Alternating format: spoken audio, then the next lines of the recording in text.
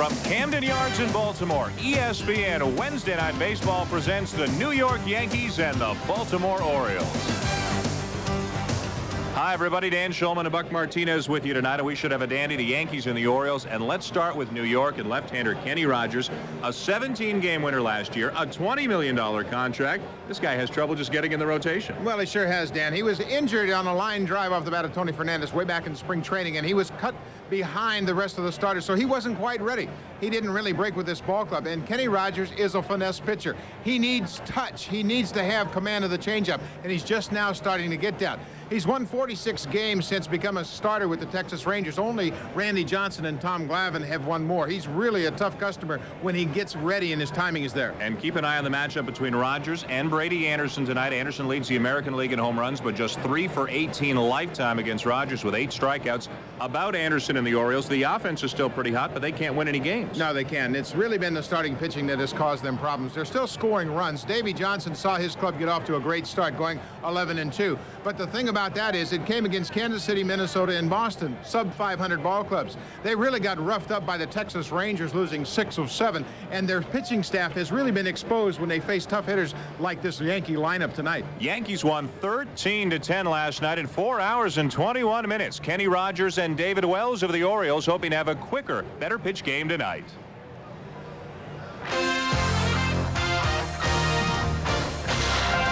ESPN Wednesday Night Baseball is brought to you by Lennox. For the finest in home heating and cooling, Lennox. One less thing to worry about.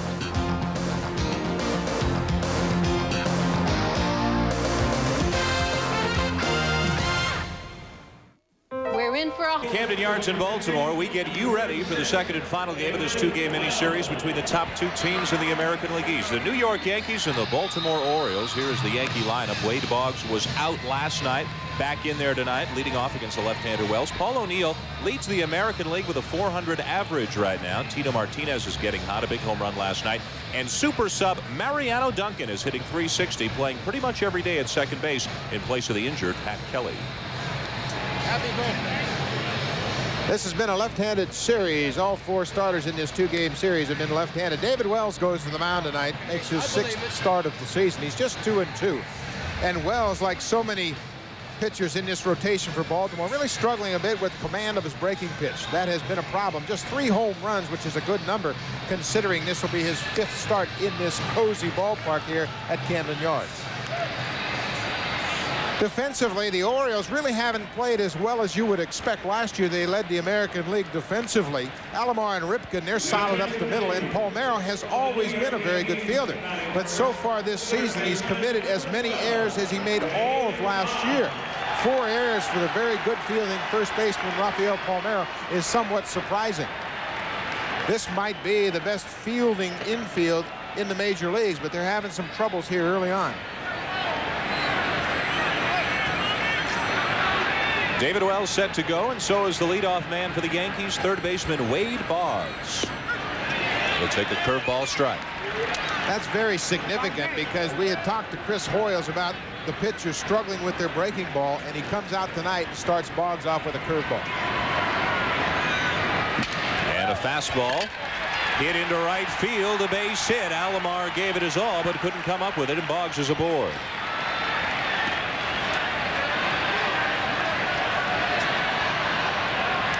Wade Boggs starting tonight, sat out last night against Arthur Rhodes. Here he gets a fastball. Wells just kind of left it up out over the plate. Even Alomar with that great range can't flag it down, and Wade Boggs has a single. Bobby Alomar with a good attempt slides on the outfield grass but can't knock it down. The leadoff man is on for the Yankees, and here's their young shortstop Derek Jeter.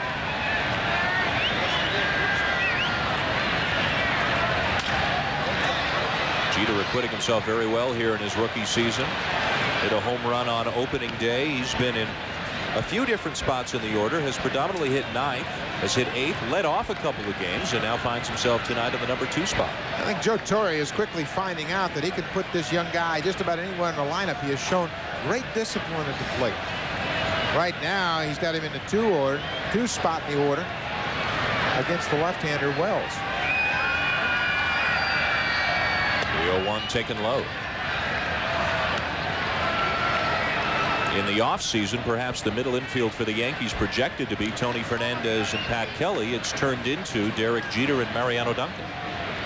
Injuries have taken Kelly and Fernandez away from the Yankees this year. Mariano Duncan has really done a great job, particularly with the bat. Ball 2 strikes to Jeter.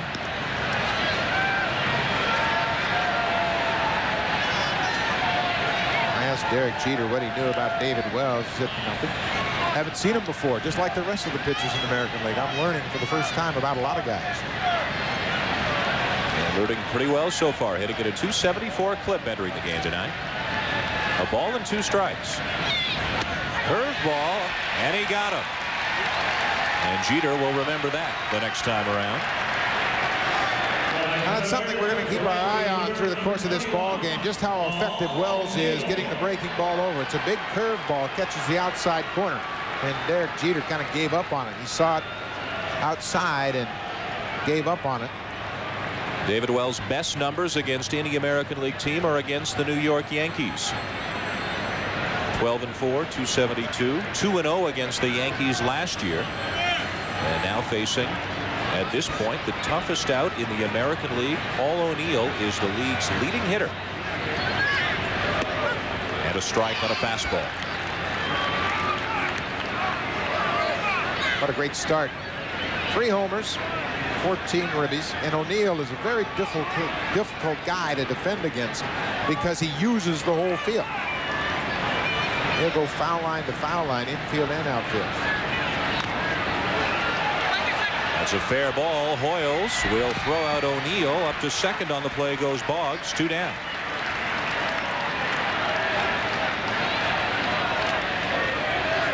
Now that's one thing that really drives a good hitter crazy, is to take a half swing and cost yourself an at-bat. O'Neill tries to check his swing, but the fastball runs in on his hands, and you can see Hoyles quickly out behind the plate. Richie Garcia signals it fair, and O'Neill is easily out at first. Well, that's a big out for David Wells. Get a tough hitter like O'Neill on a little tapper in front of the plate.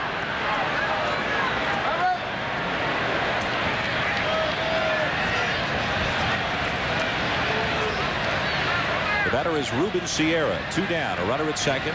Top of the first inning, just underway at Camden Yards between the Yankees and the Orioles. Fastball outside.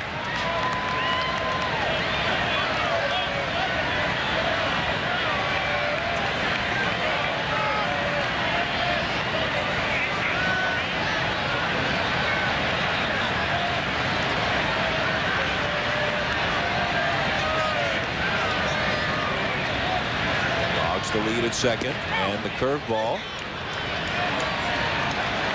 on the appeal. No swing, says Gary Cederstrom, and it's 2 balls, no strikes.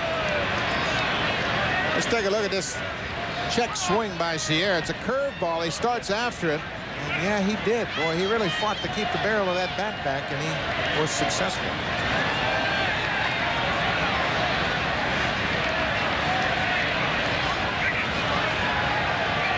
The 2-0. Another curveball, and this one will catch the corner for strike 1. Now he's having a chat with Richie Garcia, the home plate umpire, as to whether or not that ball indeed did catch the outside corner. Of course, Garcia is going to win that. Look at his batting stance. He has a very exaggerated closed stance and has that high front leg kick. Tinkers with his stance every now and again too, the leg kick and how open or closed he is. Yeah, right now he's having a tough time staying on the ball outside. See that high leg kick, and he's actually pulling off that ball. That ball has got about 4 inches the outside corner, but he can't reach it right now because that front shoulder is flying open. Boggs out at second, and now Wells wants a conversation with Chris Hoyles. Boggs led off the game with a base hit to right field. Now 2 down, 2 out. Right now, Hoyles and Wells have to realize that Sierra can't get to anything on the outside part of the plate. So you don't want to even flirt with danger and come inside with the possibility of making a mistake. Sierra is just not swinging the bat that effectively from the right side because he hasn't seen a whole lot of left-handers yet. And Davey Johnson doesn't want to fall behind early. If you're going to miss here, in my mind, you got to miss away. Orioles sets up away, and Wells hit the glove but missed outside with a fastball. It's a full count. They got a base open with a left-handed batter on deck and Tino Martinez, so you still don't want to give in to Sierra. Martinez, a big 3-run home run last night, leading the Yankees to a 13-10 victory here in Baltimore. Full count pitch, and Sierra pops it up. Brady Anderson in from center field to make the catch and retire the side, and Anderson and his 11 home runs will lead it off for the Orioles when we come back to Camden Yards. The bottom of the first inning. David Wells retiring the Yankees in the top half of the inning without any runs being scored. Brady Anderson leading the American League with 11 home runs, tying the all-time Major League record for the month of April. Davey Johnson said his goal right now is to get Bobby Bonilla going. Everybody's hitting the ball except Bonilla. Just a .198 with only 2 home runs so far this season. Now, Bobby Bonilla is struggling. He's hitting under 200. Really having a tough time against left-handers like Kenny Rogers. Rogers makes his 3rd start of the season. Most starters like David Wells are making their 6th. He was late coming out of spring training. He got hit on a line drive, and that pushed him back. He wasn't on his regular rotation. He felt he was ready for the season, but Joe Torre and Mel Stottlemyre thought otherwise, and they kept him down in Florida. Fastball, curveball, very good changeup. And he's got a cutter he'll use on the inside part of the plate to the right-handers. Defensively, Williams and O'Neill in the outfield. Gerald, a very good defensive outfielder in left field. Jeter and Duncan up the middle. Kenny Rogers is outstanding. Just 16 stolen bases allowed the last 5 seasons, and that's very important against this Oriole team. This is his first start against the Twins with Marty Cordova at first base, a good base runner. He picks them off, and they throw him out at second. He picked off 2 in that ball game. But with the part of the lineup that's up right now, Brady Anderson and Robbie Alomar running more, Kenny Rogers' ability to neutralize the running game very significant. Anderson set to go, as is Kenny Rogers. And it's ball 1 from the left-hander. Anderson maybe not stealing quite as many bases as you might expect because of all those home runs. Look at what he has done.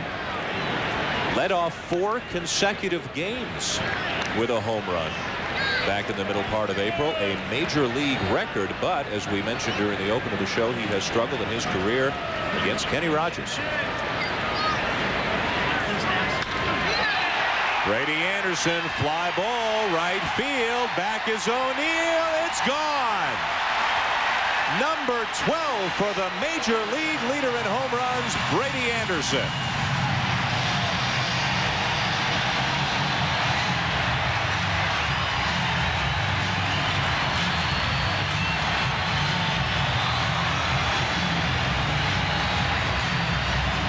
You can say all you want to about a juice baseball, but in my mind, it's pitchers falling behind. This is a 2-ball, no-strike pitch, and watch Anderson's confidence.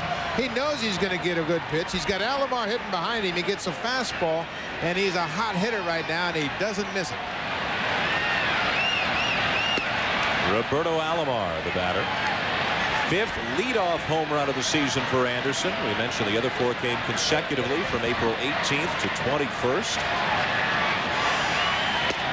And again, Buck, a 2-ball, no-strike count, this time to Roberto Alomar.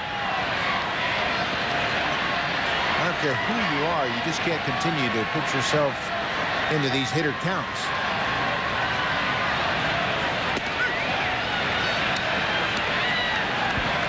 What a start to the '96 season for Brady Anderson. 11 home runs, tied the major league record in April. 16 career leadoff home runs.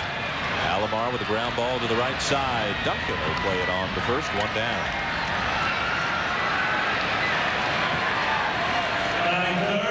The first baseman, number 25, Brady Anderson off of Rogers hitting that home run. That's the 5th home run he's hit off left-handed pitchers this year. Prior to this year, he'd hit just 11 against lefties. He's a much more confident hitter. This is, I'm not saying he's a 12 home run hitter, but this is the type of offensive player that everyone thought he could be. Swinging with a lot of confidence now. Rafael Palmeiro steps in. Orioles lead 1-0 on the Anderson home run. This Really a crucial part of the lineup for Rogers to get through, with two left-handed hitters and a switch hitter Alomar, who is weaker from the right side. Decide to face Rogers against him. Palmeiro is really struggling to get going here. Look at this shift on the right side. Mariano Duncan playing him to pull, as is Tino Martinez. There's a big hole up the middle. Might be too much considering he's hitting a left-handed pitcher.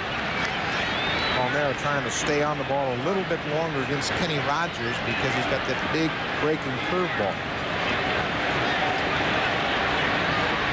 First time tonight, Rogers ahead of a hitter, a ball and 2 strikes to Palmeiro. Comes in with a fastball. Palmeiro fouls it back.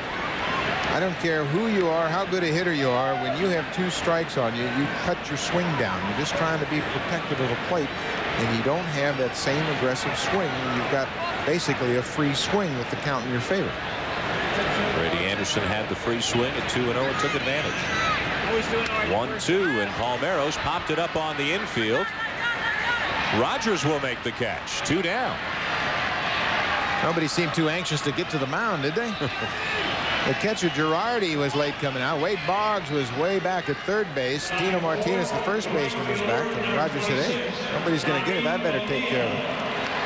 That was a good at bat for Rogers. He got ahead, used the breaking ball, and finally got Palmeiro to pop up.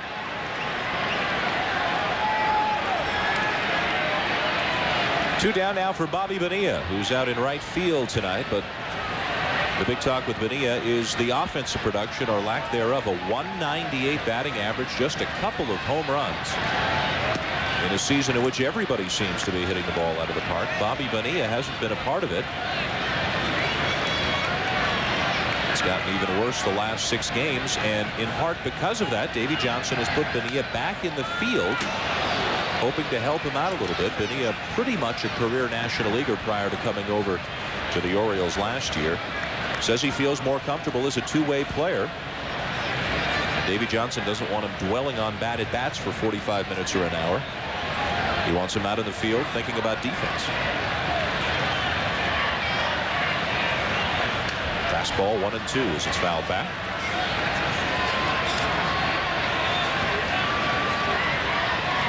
Well, Bonilla, for most of his time in the National League, is got the mindset that you're a complete player if you play on defense as well. And you know, I'll give him some of that, but I think he's probably made a little bit more out of it mentally, and that might have been a situation where he talked himself into this thing. But he is going to hit. He's had a history of being a good hitter, and he's going to come out of this thing. Mike Devereaux DHing tonight as Bonilla sends a grounder out to short. A couple of hops for Jeter, and the Orioles are done in the first, but not before they take a 1-0 lead on Brady Anderson's leadoff home run. Yet another one. 5th leadoff homer, 12th homer of the season. The Orioles have an early 1-0 lead on the Yankees here at Camden Yards. Goes back to Camden Yards in just a sec. Another AL East game going on right now. Roger Clemens facing the Detroit Tigers. Clemens off to an 0-4 start, winless in 6 starts. Early on, facing Chad Curtis and the Rockets. 1K, and then facing Cecil Fielder. Got 10 home runs this season. Alan Trammell first. Cecil goes down swinging. Red Sox get 2 runs, and they are now into the bottom of the 3rd. Let's go back to Baltimore. A couple of interesting things right there. Clemens with the strikeouts and Cordero with the RBI. A couple of guys that struggled early that may have contributed to that slow start for the Red Sox. It is a long road back for the Red Sox, chasing these 2 teams right now, the Yankees and the Orioles in the American League East. Tino Martinez starting to get in gear. Hit one of those 3 home runs last night, a big 3-run shot that gave the Yankees the lead, a lead they would hold on to the rest of the way in a wild 13-10 win over Baltimore.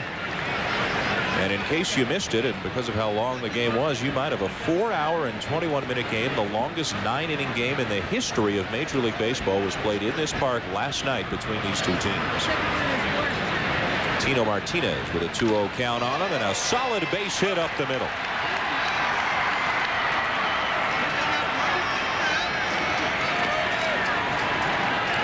Tino Martinez put a lot of pressure on himself when he first came over here to New York. He was replacing Mattingly, and he talked himself into a slump. But this is a great swing, a fastball. He rips it right over David Wells' head. Tino is a hitter that needs to concentrate left center to right center. That's where his power lies. He told me earlier that he was hitting the ball well, but not getting any hits, and because of that, he started to make some adjustments and got himself into a slump. Now he's starting to work out of it. Here's center fielder Bernie Williams with Martinez at first.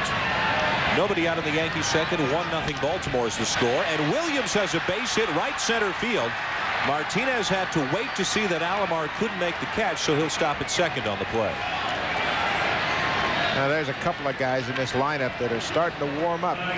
Warming up with the weather, both Tino Martinez and Bernie Williams. Watch Martinez freeze at first base. Line drive, you got to make sure it goes through the infield. Alomar can't come up with it, so Tino can only move to second.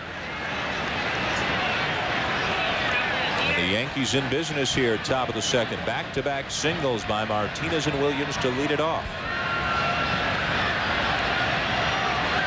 And here's one of the players who has really come through for New York in the early going, Mariano Duncan. The last few years, typically a super sub. Second, short, some outfield. He swings at the first pitch, grounded to third. Over to second for one, back to first, and Alomar short hop Palmeiro, and the run will score as Tino Martinez comes in on the play after the ball bounced away from Palmeiro. This double play was really slow and unfolding. B.J. Surhoff, the third baseman, looked like he took an extra double clutch to throw the ball. Watch. Right there, the little hesitation off stride. Alomar throws in the dirt, and Palmeiro can't dig it out. This is what I mentioned when I said the Orioles weren't playing as well as they should be with all these good fielders. Alomar gets charged with an error. He rushed the throw, threw a sinker to Palmeiro, and he couldn't dig it out.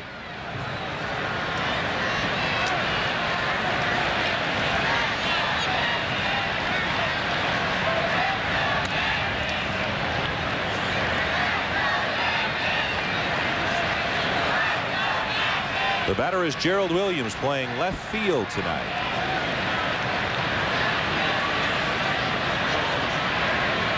And good offensive numbers. Williams getting some time in the place of Tim Raines again this evening. And Gerald Williams cranks one. Deep left field and gone. Home run, Gerald Williams.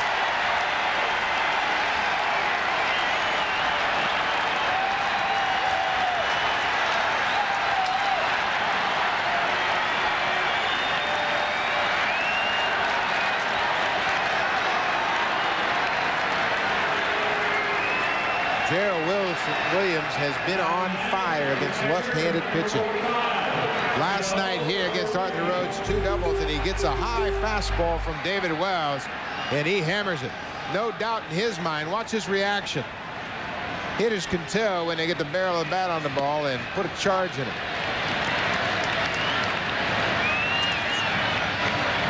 He's now 11 for 18 this year against left-handers. He's wearing them out. A 2-run shot for Gerald Williams gives the Yankees a 3-1 lead here in the top of the second. Joe Girardi sends one into foul play.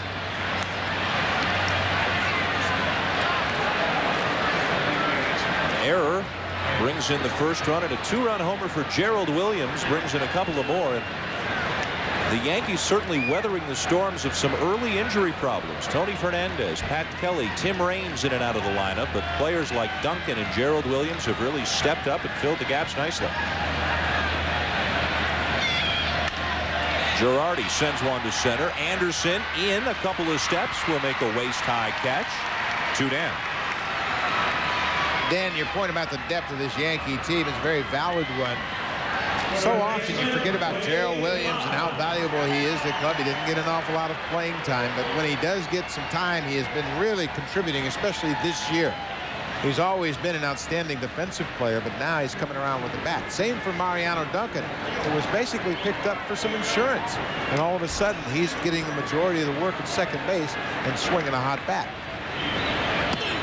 A 1-0 Baltimore lead has evaporated and turned into a 3-1 Yankee lead as Wade Boggs gets his second at bat of the night.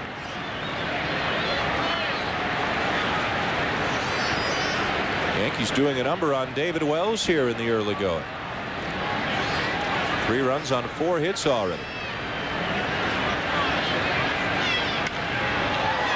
fly ball hit very high in the air toward the corner in right. And the catch will be made out there by Bobby Bonilla, retiring the Yankees. David Wells gives up 3 runs, including the Gerald Williams homer. And the Yankees have the lead. Again, the Yankees are up for 3 in their half of the second inning, highlighted by the Gerald Williams 2-run home run, and now lead the Orioles by a score of 3-1. 2-game mini-series between the top 2 teams in the AL East. Yankees won last night.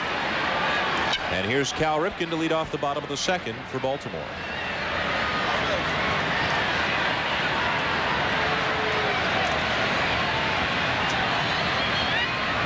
Ripken will be followed by Surhoff and Devereaux. Kenny Rogers on the mound for the Yankees, missing just outside.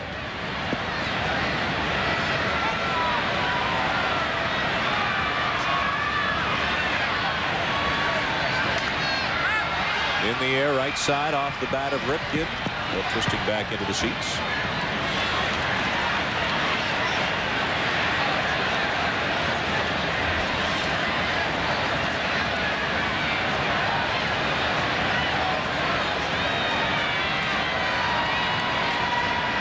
Wonder when he's going to take a day off. Played 4 hours and 21 minutes last night. That should count for 2. I was walking into the Oriole clubhouse, and all of a sudden I heard this boom, boom, boom, boom, boom coming behind me, and I turned around, and here comes Cal. And you know that set of about 8 stairs that there? 2 steps, 1, 2, right and the left, and he's hopping up them. I mean, he's flying. He has more fun than anybody else in BP, any player on either team. And he just refuses to come out of the lineup, much to the dismay of some younger players. How'd you like to be Manny Alexander, who's been the shortstop of the future for about 5 years now, but Cal Ripken's the shortstop of the present. Reaches out, taps one to second, off Duncan, and Ripken is safely across on the air. Boy, you just can't afford the opposition those extra outs in this small ballpark. Joe Torre has been relatively satisfied with Duncan's defensive play, but right here, he just takes his eye off this ball. It seemed as though it got right to the seam between the grass and the dirt, and then he lost it. Ripken always hustling down the line. No chance at all for Duncan. Right there on the edge of that grass, he took his eye off. It took a funny hop right at the end, and he booted it. You just can't give him extra outs in this ballpark. So both second basemen have already committed errors in this game, and here's B.J. Surhoff. Back at third base tonight is Surhoff. He DH'd last night. Bobby Bonilla was at third, but Bonilla's back out in right. Surhoff at third, and Devereaux, who's on deck, is the DH for the Orioles this evening. Curveball from Rogers, 1-1. B.J. Surhoff really does a good job against left-handed pitching. He was 5th in the league last year. Hitting 357, 367 against left-handers. The reason he's so good is because he really doesn't have to pull the ball. He'll stay on Kenny Rogers and take those outside pitches up the alley in left center.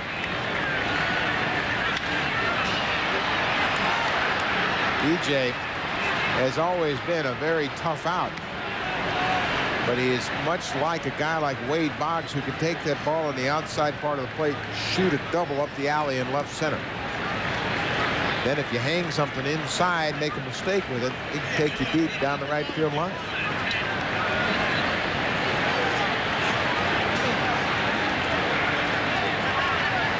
The 1-2 from Kenny Rogers. Drops low for ball 2.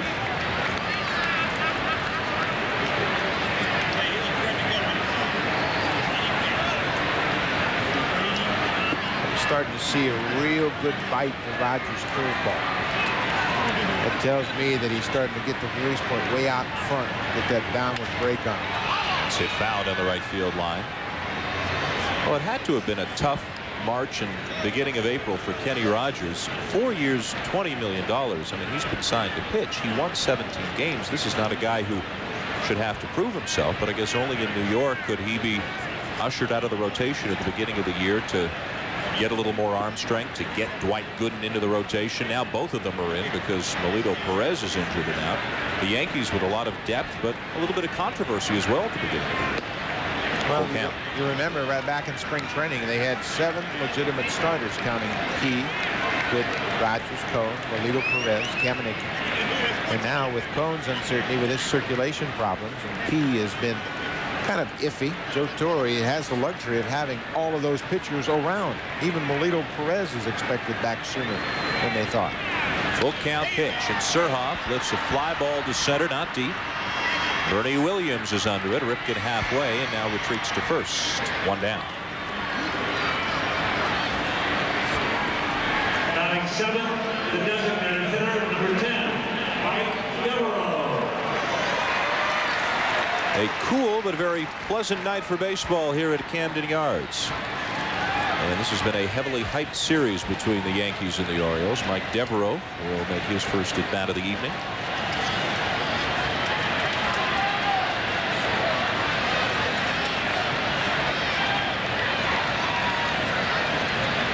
DHing tonight so that Bobby Bonilla could get back into the field.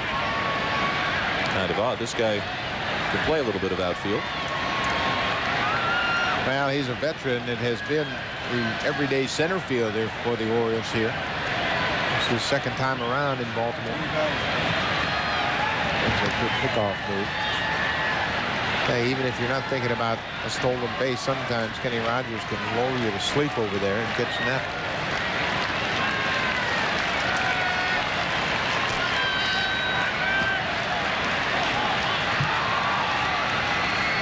In a short lead, Rogers to the plate. Devereaux hits one back to Rogers. Tough throw for a left-hander, and they will get Cal Ripken at second. He feels that Jeter came off the bag to catch the ball. Well, he was right. He did come off the bag, but he got back on it. Kenny Rogers, a heads-up play, but the ball tailed on him, and Jeter did a good job. Watch Rogers trying to get the lead runner at second. The ball runs on him. Look at Jeter. He comes off, but then gets back on it before Ripken slides. Umpire Mike Riley right on top of it to make the call. Derek Jeter continues to impress. Very composed, making all the plays.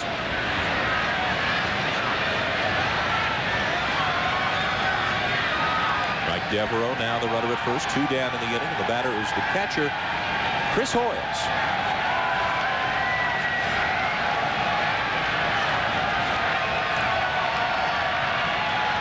What a 48 hours or so it's been for Chris Hoyles. He and his wife Dana celebrated the birth of their first child yesterday, a son Dalton. Hoyles gets here just in time to get in uniform, get into the game. Homers in his first at bat, and then for the first time in his career gets ejected from the game last night. So quite a day. He was edgy. I guess so. He said he hadn't had a whole lot of sleep. He got to the ballpark at 7 for a 7:30 game. He called manager and said, "I'll be here." And then Terry Kraft, the umpire at home plate. He and Hoyles were having trouble all night long, and it came to a head late in the ball game on a 3-2 pitch, and Hoyles lost it. First time he'd been thrown out.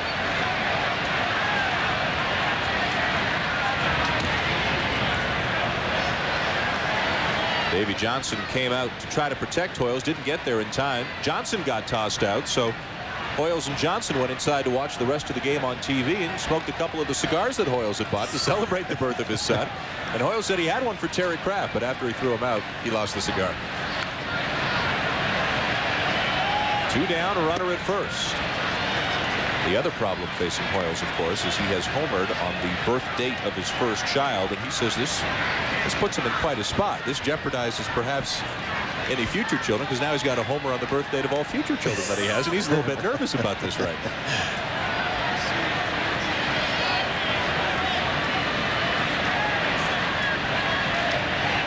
Good check on the runner.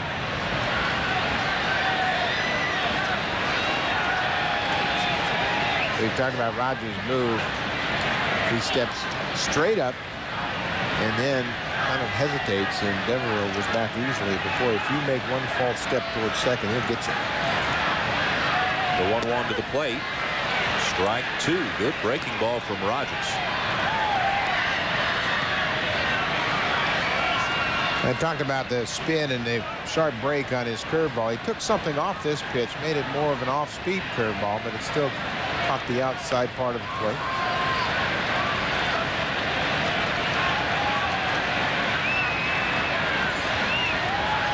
Right there, Kenny Rogers got to another pitch. He wiped with his glove down his leg, and that moved to another pitch.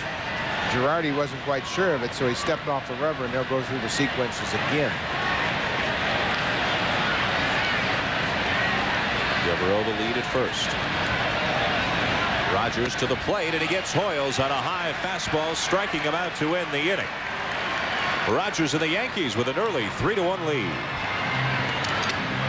Ball game, and the Yankees have a 3-1 lead on the Orioles heading to the top of the third inning. The second game in our Wednesday night ESPN doubleheader. The slugging Colorado Rockies, led by Larry Walker, visit Mike Piazza and the LA Dodgers. A big battle in the National League West.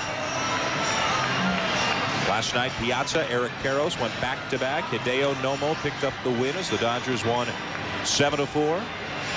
Rockies are trying to turn the tables on the Dodgers tonight. That follows our game here tonight. David Wells and the Orioles trailing the Yankees 3-1, top of the third inning, and the Orioles need a win tonight to split this mini series one apiece. Yankees won last night 13-10. The type of game that's becoming more and more commonplace, especially in the American League here this season. There's Derek Jeter to lead it off for the Yankees in the third. Wells got Jeter on a curveball on the outside part of the plate. He was caught looking at it. Once again, here's another hitter count. 2 balls and no strikes.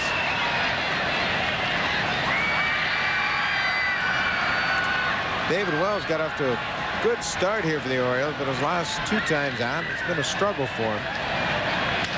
Changeup. Grounded down to third. Surhoff will throw out Jeter, 1 down. Well, if you're going to fall behind a hitter and you have the ability to change speeds, then you can go ahead and be effective. E.J. Surhoff made easy work out of that little tapper to third.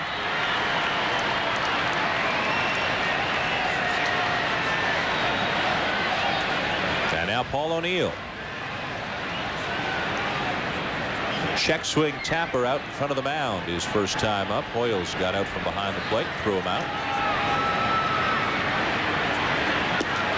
O'Neill really, for the first time in his career, Buck, getting a chance to play every single day. It doesn't matter who's on the hill. He'll face just about every lefty in the American League, and with a .395 average, obviously, it was a good move on the part of Joe Torre. As O'Neill sends a fly ball to right, backing up is Bonilla on the edge of the track. He's got it. 2 down as we send you to the studio. Here's Carl Ravitch. All right, Dan, thanks. O'Neill just missed that one. What about Albert Bell against Joe McGrain? Down 2-0. Albert does not just miss this one. Out of here. His 10th. He's got 23 RBIs. Went from 2-0 to 2-2. You can see Albert and the Indians next week against the A's on Wednesday Night Baseball. Dan? All right, Carl, thank you. Joe McGrain. Well, the White Sox are leading the American League in pitching right now. They're doing a great job, particularly out of that bullpen. They've really done a great job. Their bullpen is pitching a full run better than any other bullpen in the American League. You can see the Indians against Oakland a week from tonight in the late game of the doubleheader here on ESPN. Big cut again by Sierra. 1-1. Well, the Orioles have found out that so far they can stay away from Sierra, and he can't get to that ball on the outside part of the plate. So you stay right there. He's going to have to hit one of those to make some adjustments and bring Wells back into his power zone on the inner half of the plate. The 2-1 from Wells on the outside corner again. 2-2.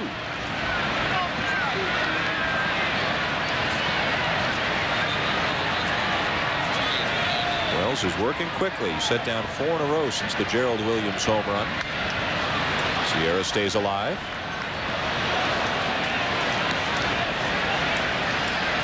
This is a very important part of this Oriole team, especially with some other members of the rotation struggling. David Wells is the type of pitcher that can get hot and get on a roll, where he really locks in a groove and gets command of all of his pitches. He took something off that fastball. Last couple of years, David has developed a pretty good 2-seam fastball, a little sinking fastball that he can use and spot it down and away from the right-handed hitters. He's always had a good four-seamer that he can run up above the belt. Curveball and changeup, always very effective for him.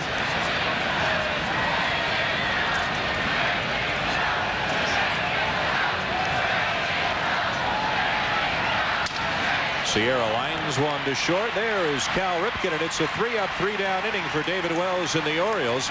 Brady Anderson, who's already homered in this game, due up second next inning. Camden Yards, a couple of left-handers on the mound. Kenny Rogers for New York, David Wells for Baltimore. And a couple of home runs in this game. Gerald Williams has hit a 2-run shot for the Yankees, and Brady Anderson has done it again for Baltimore. Yes, and it was another leadoff home run. Here's the number 9 hitter Jeffrey Hammonds to lead off the third inning for Baltimore. He'll take away ball 1.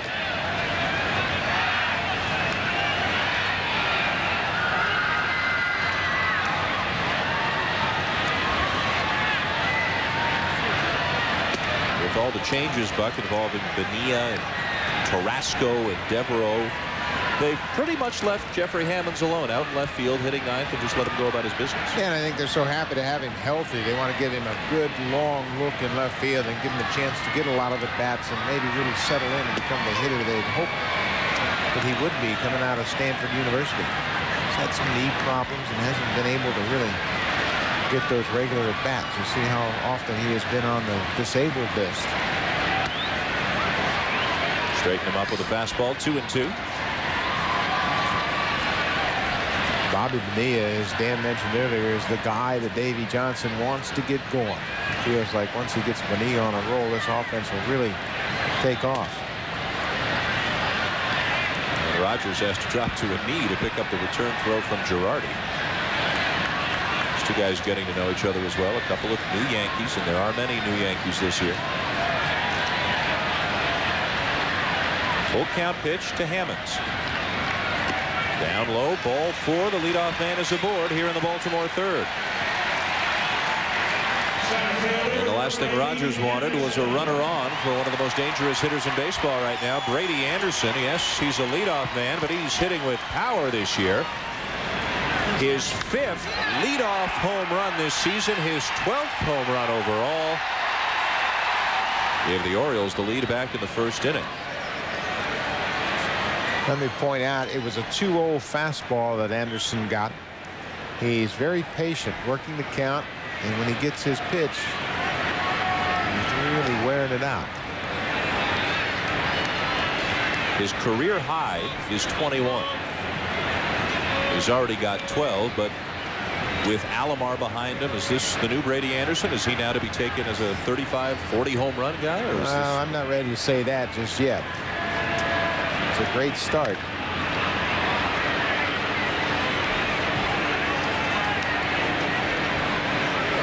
This is a very comfortable ballpark to hit home runs in.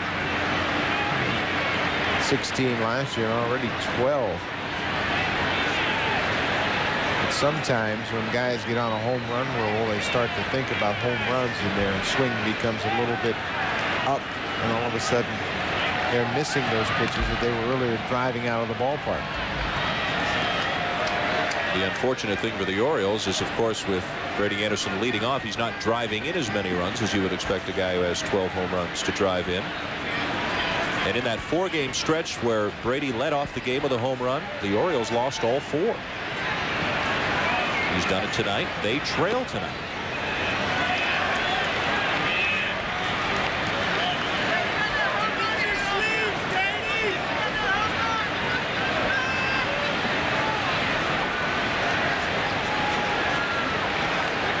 Talking to himself, trying to remind himself to stay back. That's the first thing you want to do when you're a left-handed batter facing a guy like Rogers, who's so effective at changing speeds. You stay back to fight off the fastball and wait on the breaking pitches. Brady Anderson joins 5 other players, 2 of the others this year, for the most home runs ever in the month of April. Anderson, Bonds, and Sheffield all did it this season, and Anderson came close to number 12. Runner goes. Another fly ball, deep right field, hit very high. O'Neill on the track will make the catch as Anderson made a bid for home run number 13. Second baseman,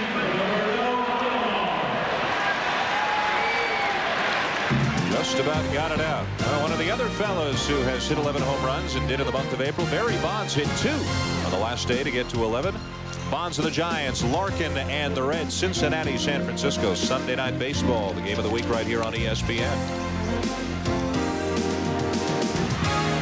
Mr. Bonds is getting hot. Brady Anderson pretty hot. Came about 5-10 feet away from home run number 13.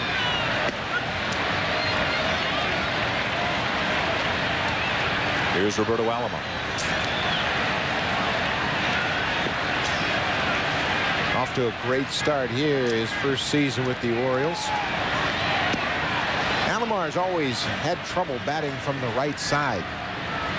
He has said that he just doesn't get enough regular at-bats to develop a consistency from the right side. But this year, he's really doing a good job, hitting well over 350 against left-handed pitching.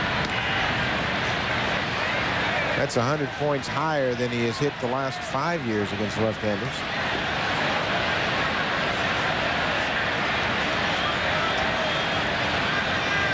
Hit a big home run from this side of the plate against the Red Sox 2 weeks ago. Off Mike Stanton in a back-and-forth game. The Orioles eventually won in extra innings.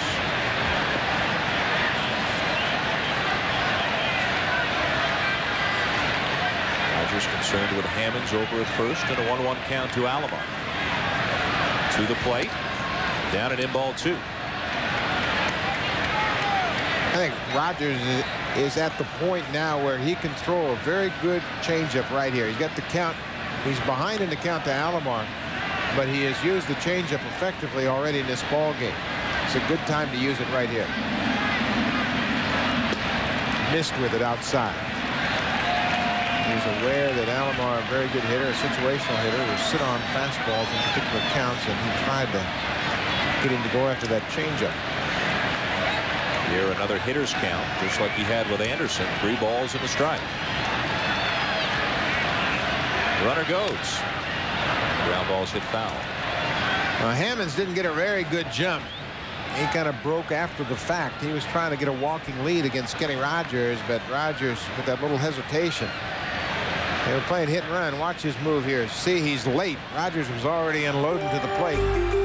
Basically playing hit and run right there. Now he's going to be more aggressive, and Rogers will probably go to first right here.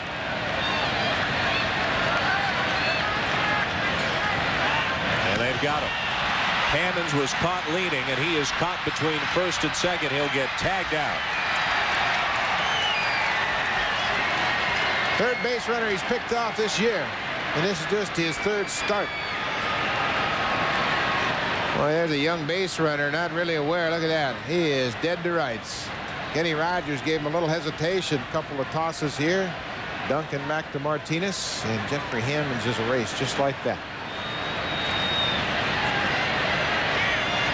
Another lesson learned for the young left fielder. 1-3-4-1. The scoring on the play as Alomar fouls off the 3-2 pitch.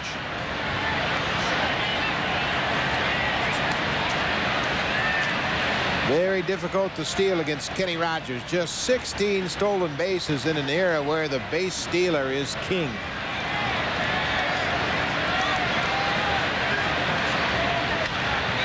Alomar lines one foul down the left field line.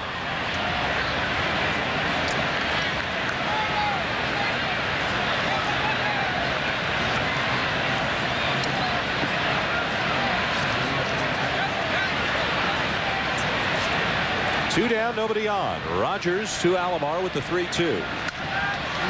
It's softly into right field. O'Neill back a couple of steps to make the catch. And that is it. Through 3 complete, the Yankees lead 3-1. America's neighborhood place for paint.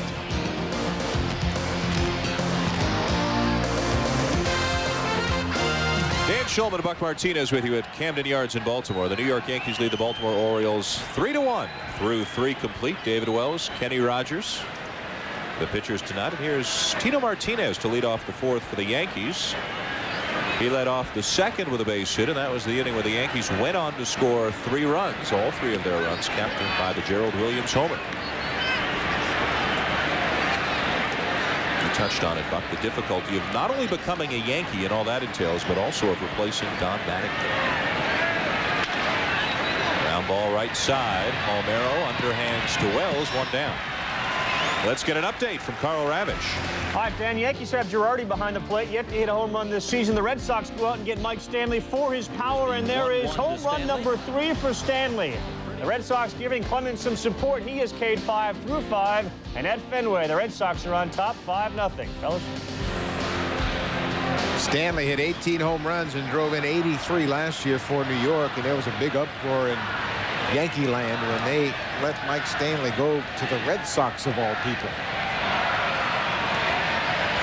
And is that noise we hear, the Red Sox starting to wake up out of their collective slumber up at Fenway Park? I tell you, they make Rip Van Winkle look like he is wide awake.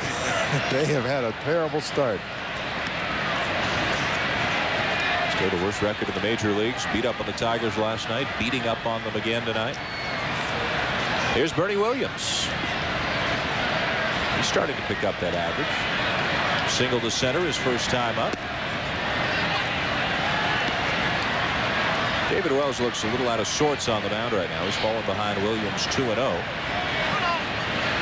Wells pitched 3 weeks ago tonight against the Cleveland Indians in one of our games, and he had pinpoint control that game. He could do no wrong. Had command both sides of the plate with his fastball. Fly ball right field. Twisting toward the corner and gone. Home run, Bernie Williams, as Bonilla went to play it off the wall and it didn't come back.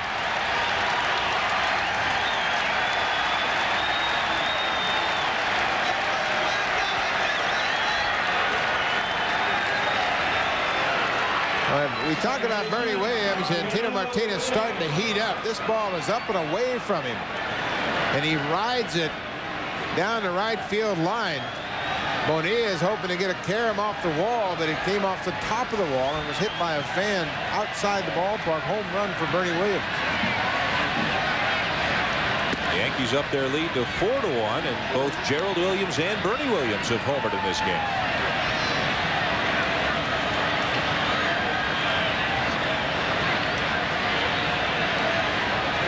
The batter, Mariano Duncan. The inside out swing, dropping in a hurry in right field. It'll get down in front of Bonilla for a base hit.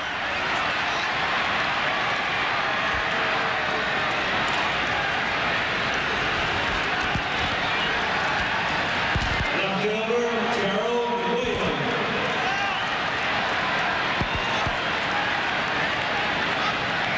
And here's the other Williams, Gerald, who hit a home run of his own off David Wells. Back in the second, 2-run shot, smack to left field.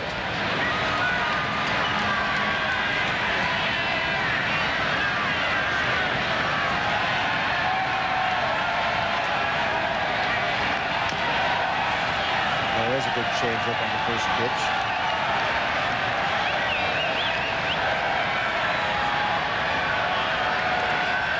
This is back in the first inning. First pitch, second inning. First pitch to Gerald Williams from David Wells. He hammers it. His 3rd straight hit against an Oriole left-hander. He doubled twice against Rhodes yesterday to start the game, and then against David Wells.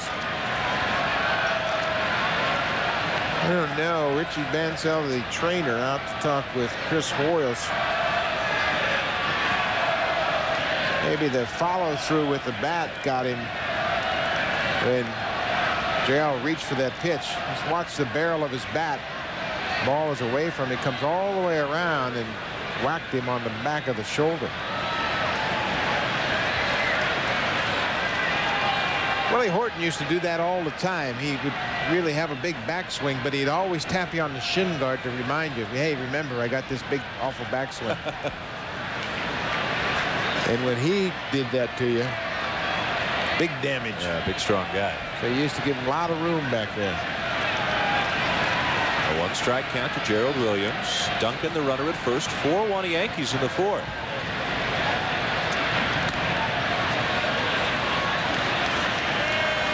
The top two teams in the American League East with an early two-game battle here to end April and begin May. The Yankees have a chance if they can win tonight. They head home for 16 of their next 19.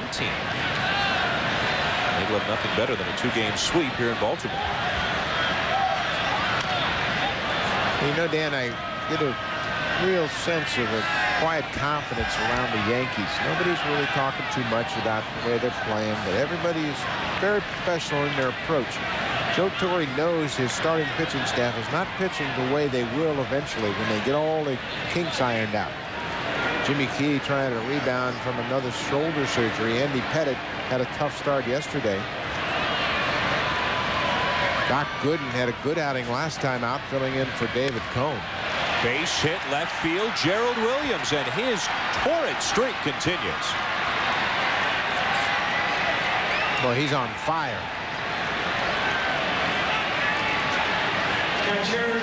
Jose Cardinal at first base. Gerald says, "Yeah, remember how I'm doing this, okay?" Let's not forget this streak. 12 for 19 for Gerald Williams against left-handed pitchers this year. That'll buy him some more playing time, won't it?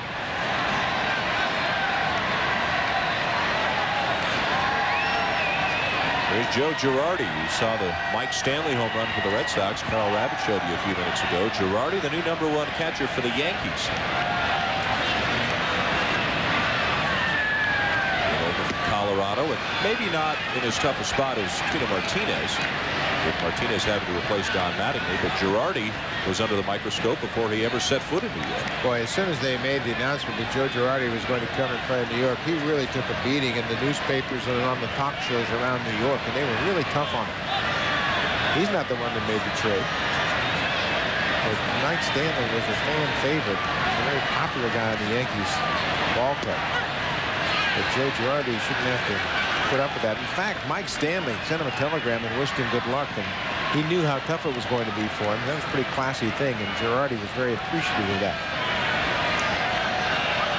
Quickly, 2 strikes from Wells here. Wells is struggling. 2 Yankees on, 1 out. A run in this inning already. 4-1 New York.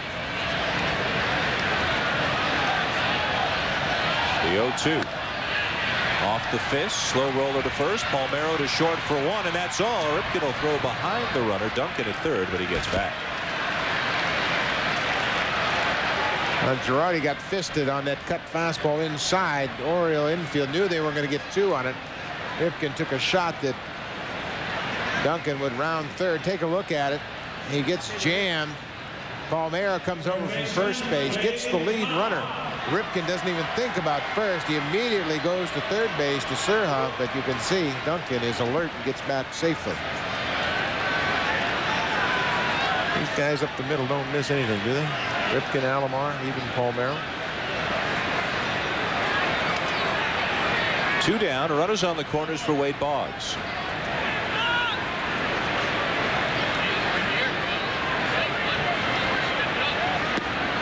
Boggs just doing the Wade Boggs thing again, hitting .301 so far this season, drawing some walks, getting on base.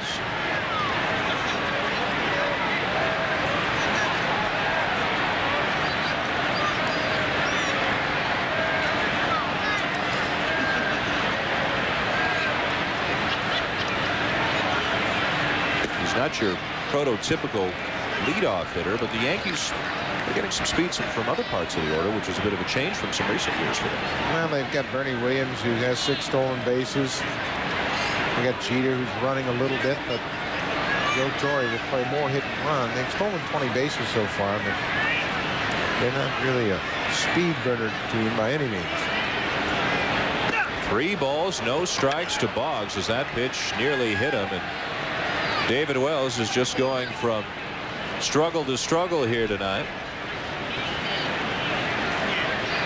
Well, Chris Hoyles told us that his starters were really struggling with their location on breaking pitches, struggling with the fastball, and you can see Wells has been all over the place tonight.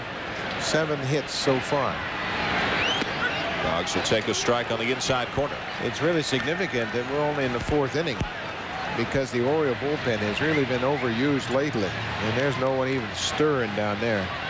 Pat Dobson, the pitching coach, and Dave Johnson know that they're going to have to be as patient as possible to stay with David Wells and hope he gets things worked out.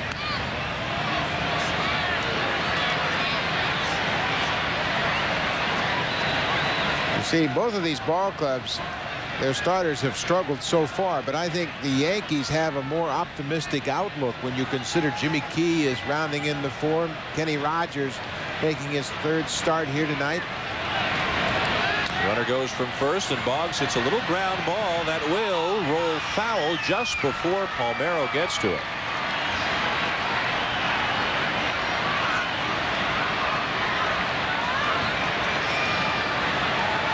Both of these ball clubs kind of looked at each other during the offseason and kind of went back and forth. Okay, you'll get Cone, we'll get Wells, you get Rogers, we'll sign Alomar, back and forth. They were trying to really keep a close eye on each other. The starting pitching, both clubs struggling right now, but I think there are more quality starters in the rotation of the Yankees, excuse me. That's Scott Erickson. Doc Gooden had a good start after 3 bad ones, but I think he just needs some innings.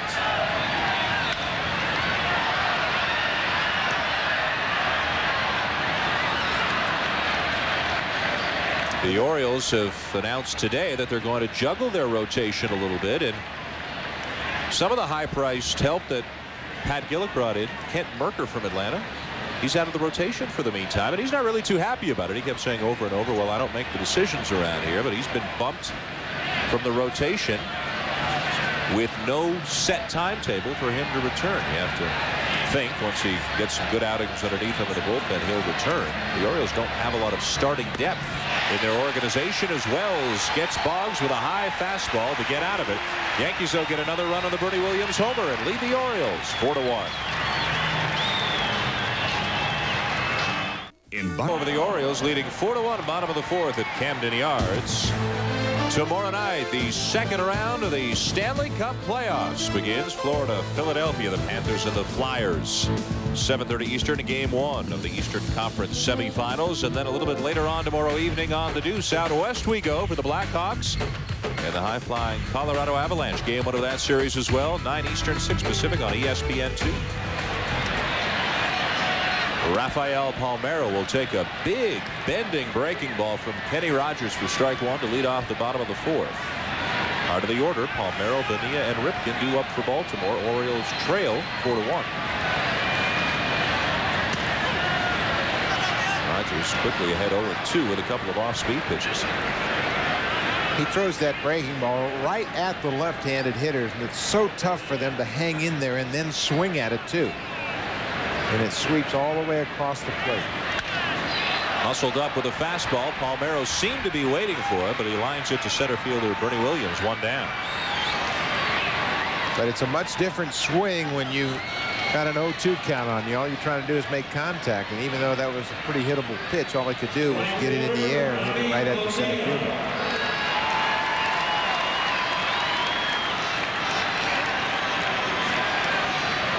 Now Bobby Bonilla. Sounded like a few boos mixed in with mostly cheers as Bonilla steps up here, hitting just 196. Who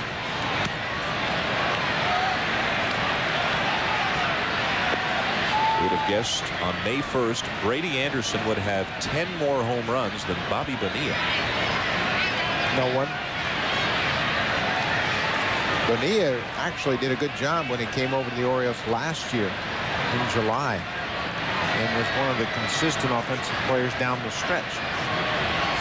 And the rest of the ball club was kind of slumping around it.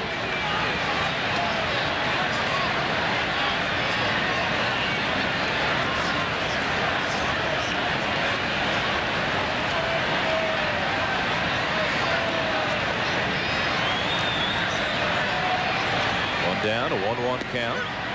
And Rogers is really getting some pinpoint control with the breaking balls now, 1-2. Well, when you're slumping like Bobby Bonilla, it seems as though every pitcher makes a perfect pitch. You see his average season for the Pirates. That's what the Orioles were looking for. And when it's all said and done, it's probably what they'll get. This guy's too good a hitter to do this for much longer.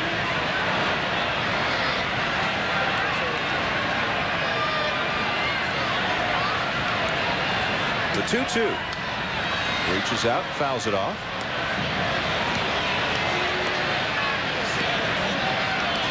Kenny Rogers is not the type of pitcher that you'd like to face when you are having trouble at the plate, because he gives you so many different pitches at so many different speeds.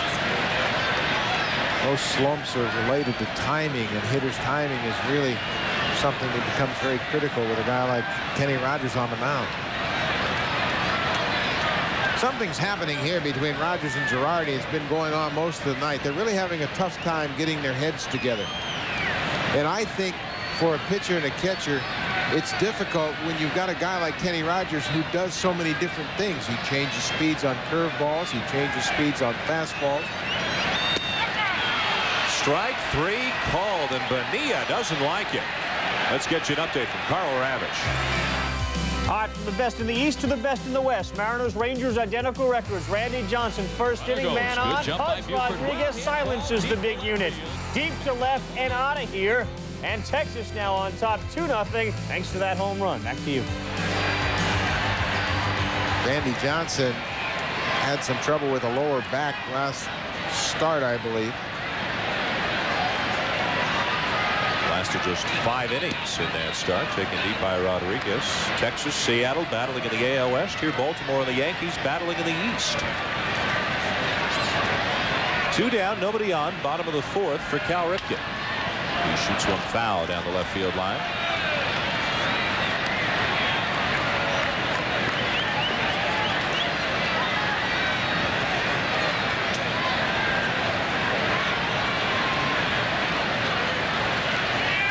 The Orioles, Buck, have but 1 hit in this game, and it's the leadoff home run way back in the 1st by Brady Anderson. Rogers has helped himself by picking off Jeffrey Hammonds. Swing foul. I think that went right into the Oriole dugout. 1-2.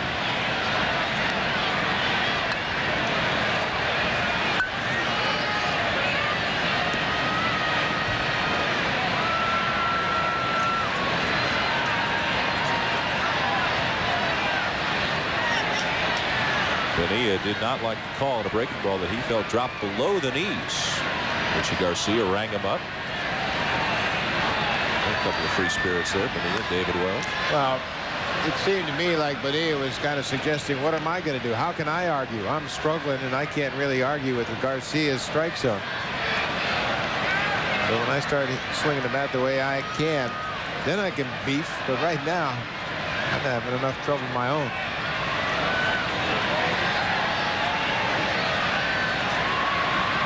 The 1-2 from Rogers. Bounces in. 2 balls, 2 strikes.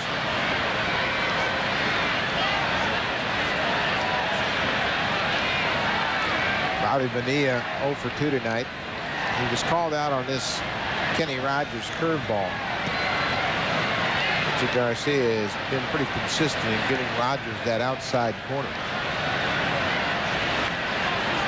Hey, when you're in a slump like Bonilla is, you really don't have any idea if it was a strike or not. I've been there. Walk back, go, I guess it was. Not seeing anything else.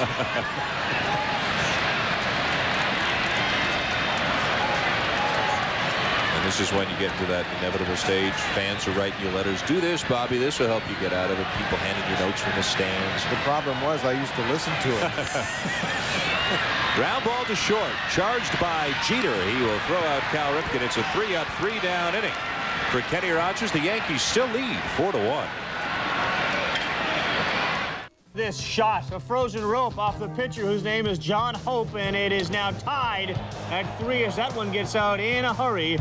And it is 3-3 there. Ray Knight has taken back this must-win situation stuff too, fellas. Yeah, at some point I guess you got to back off on calling games must-win here. Last couple of days of April, first couple of days of May. Reds are really struggling, and so are the Orioles. And things get a little bit worse here as catcher Chris Hoyles will leave the game. Remember, he got hit on the wraparound swing by Gerald Williams in the back of the left shoulder. He's out of the game, and Greg Zahn will come on here in the 5th inning.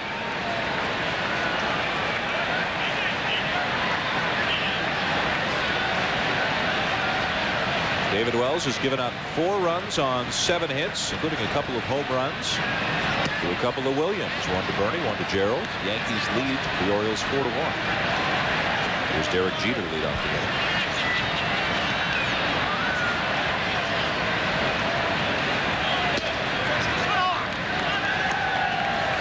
again a 2-0 count. Now, Dan, your assessment of David Wells and his struggles with his control tonight are very accurate. Last time we saw him, he was very good, had great control, moved it in and out all night long. But tonight, he has really been struggling to get command of his pitches. Alomar way to his right to make the play, but can't get enough on the throw to throw out Jeter. Give Jeter an infield single. Well, Alomar knows that his pitching staff is struggling, so he thinks if I can make a good play and pick up an out any way I can do it. He goes well behind the bag, slides on the outfield grass, but can't get enough on the throw to get the speedy Jeter at first.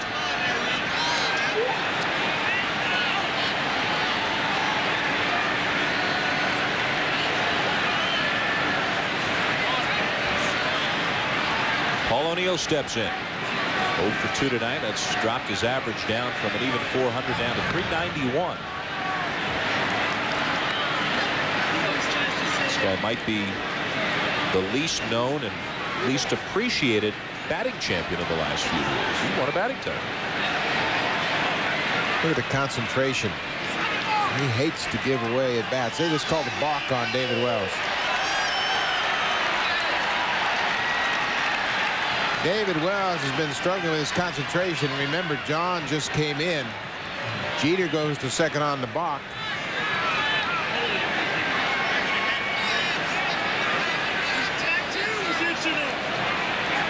Watch right now. He's set on the rubber. John's ready to give him a sign.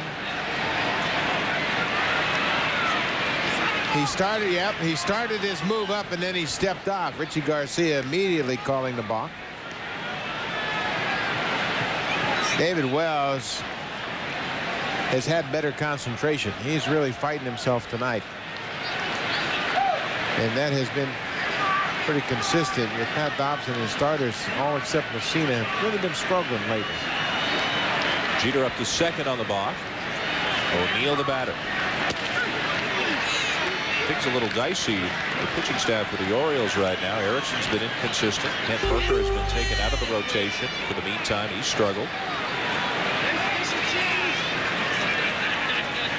There are the two guys who were really numbers 3 and 4, I guess, but Merker's out for the meantime. They want Merker to pitch in an exhibition game against their AAA affiliate team in Rochester. And he's not so hot on the idea. His attitude is, I've got nothing to gain and everything to lose. What if I get hurt? What if I try to strike out everybody because they're not major league ball players? And then the thing he said was, yeah, my ERA is 9.27, but you know what? In my 5 starts, the team's 4-1.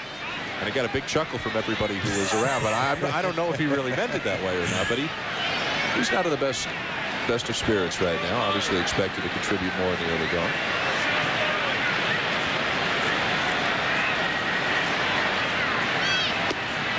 Jimmy Haynes will move back in. Arthur Rhodes has been bouncing back and forth. Made a start, but he's going to go back to the bullpen for the meantime, where he's thrown very well. Rhodes was very effective out of the bullpen, and last night the Yankees caught up to him. He couldn't hold a 5-run lead.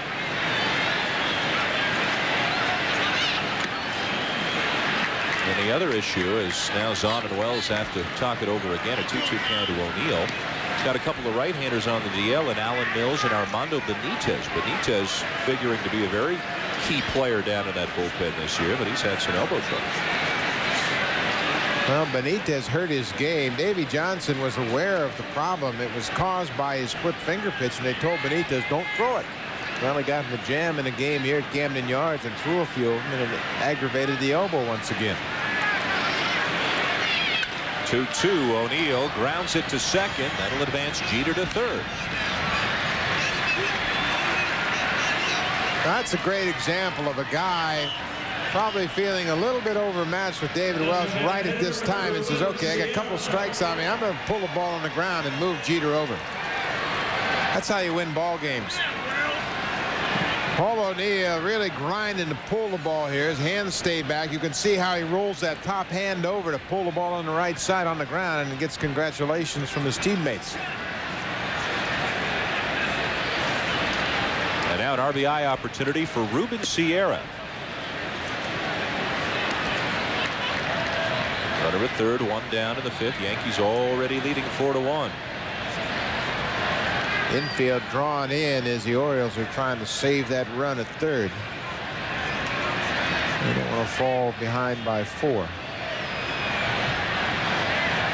Boy, Wells has really lost it now. He has lost his delivery. He's lost his command. This is when Ruben Sierra becomes very dangerous because Wells can't locate. First 2 at bats to Sierra, he spotted the fastball away, and Sierra couldn't do a thing with it.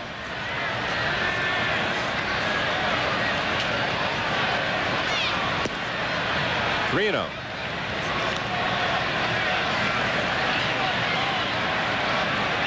There has not been any activity in the Baltimore pen at any point during this game. And now they've just had enough, and Sierra will get ball 4. And Wells, that one almost got away from him over Zahn. So Sierra down to first. Runners on the corners with 1 down. Tino Martinez coming up, and Pat Dobson to the mound. Well, he's got to try to do some damage control here. David Wells has been struggling all night. Just hasn't had good command. He's generally a guy that can hit the corners with his fastball, get the breaking ball over any time. And Dobson is trying to coax him back into that good delivery. Now he wants to talk to Zahn. First baseman, Tino Martinez. The last thing Davey Johnson needed was a shaky start by another starter. Their bullpen is pretty much worn out.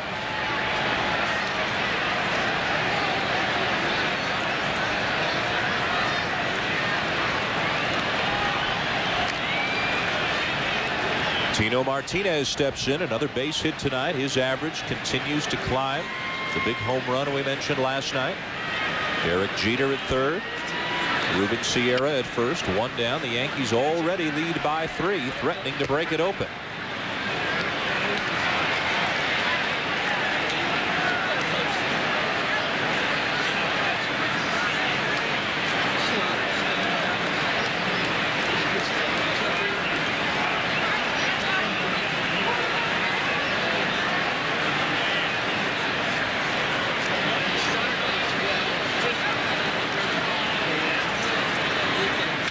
To the plate, and Martinez lines one to center. Charging is Brady Anderson to make the catch. Tagging and scoring on the play without a throw to the plate is Derek Jeter. Well, I don't know if Brady Anderson forgot about the guy at third or what. He was really shallow enough to make a throw on the run. Boy, things have fallen apart here in Baltimore. Watch the reaction by Brady Anderson. Jeter immediately goes back to tag up. Anderson comes in, makes a catch on the run, and then just lobs the ball back in. He forgot all about the base runner at third base. And this is a club that's supposed to be very good defensively. Not only are they making physical errors, but now they're making mental errors. It's a complete turnaround from the way they played the first couple of weeks of the season. Everything was clicking in an 11-2 start. Since then, the Orioles are 3-10. They trail the Yankees by a half game in the AL East coming into action tonight. Bernie Williams has had a very productive evening so far. Some injury problems for the Orioles. What to do with Bobby Bonilla, both offensively and defensively. As you mentioned, some surprising defensive problems. Long season, though, just as they seemed unbeatable a couple of weeks ago. You can't say, well, they're obviously not as good as people thought they were. There's still 5 months to go. Well, they've got an intangible upstairs. Pat Gillick, the general manager. He's been known to make some deals midstream that really have an impact on the way his club's performing. Think back to what he did in Toronto, picking up players like David Cone, Ricky Wilson, Robbie Alomar initially.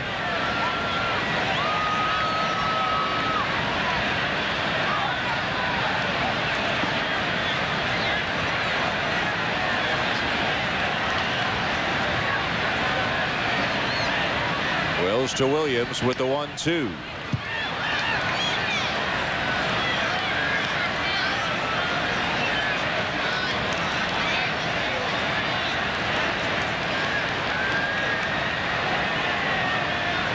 Williams, a base hit, a home run, all the way up to 276. Runner at first, Sierra, 2 down, 5-1 Yankees in the 5th.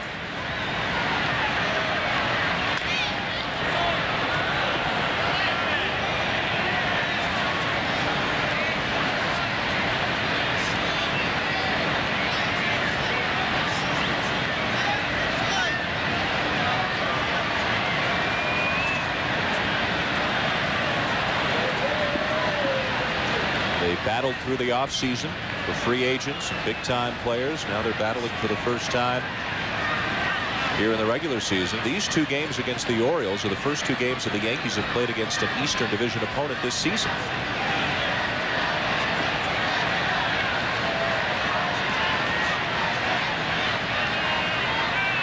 The 1-2, and he gets him. Good breaking ball by Wells. The Yankees, though, score again. Jeter scores as Anderson doesn't fire home, and it's a 5-1 Yankee lead. The home run actually hasn't given up an earned run in his last 2 starts, and Jeff Bagwell says earned this. A home run, 3rd career lifetime off Avery, and the Astros leading the Braves 1-0 in the top of the 5th. Astros try to move to the 500 mark. Everybody in the NL Central trying to move to the 500 mark. Right now the weakest division of baseball.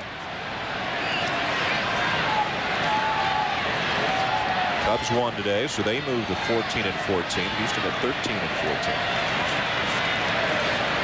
Way down at the bottom, those Cincinnati Reds. What has gone wrong? They have lost 8 in a row coming into action tonight. B.J. Surhoff leading it off for the Orioles against Kenny Rogers in the bottom of the 5th. And what can you say about Kenny Rogers? He's given up just 1 hit in the game, a leadoff home run to Brady Anderson. This is vintage Kenny Rogers. He's really baffling the Oriole hitters now as he's mixing his changeup. He's throwing a couple of different curveballs, working to both sides of the plate. In his first start of the season, he held the Minnesota Twins to just 1 hit, but in that game he struggled with his control. He walked 5 batters.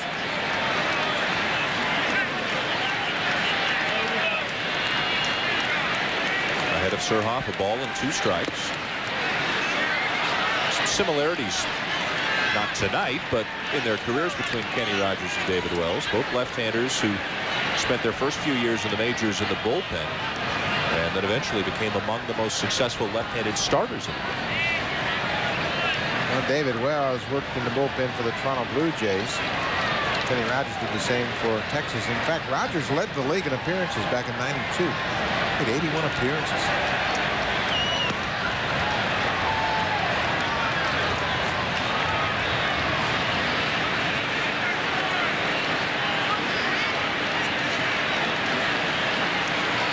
Just his 3rd start of the season. First 2 came against the Twins, a win and a no decision. Surhoff stays with it, but hits it foul. It's got to be a tough pitch for a left-hand hitter not to back out of the way. It looks like it's going to hit you, and then it drops over the plate. Well, you really have to have confidence that you can hang in there and still make contact. Watch where this breaking ball starts. DJ has to really hang in there, and all he can do with that pitch is pull it foul. It's a tough curveball because it's a sweeping curveball that goes down and away from left-handed hitters. Again, the 2-2. Inside, full count to the leadoff man here in the Oriole 5th.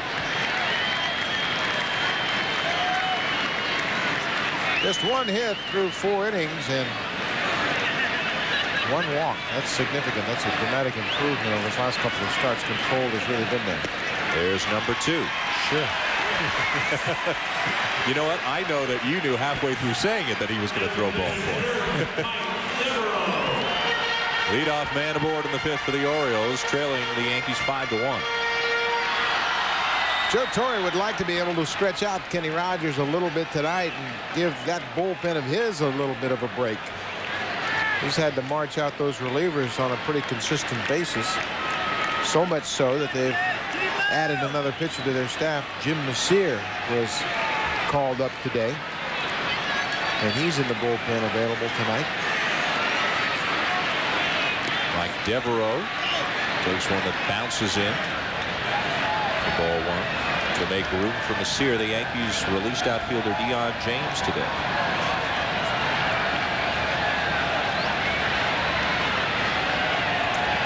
So a 12-man pitching staff for the meantime for the Yankees.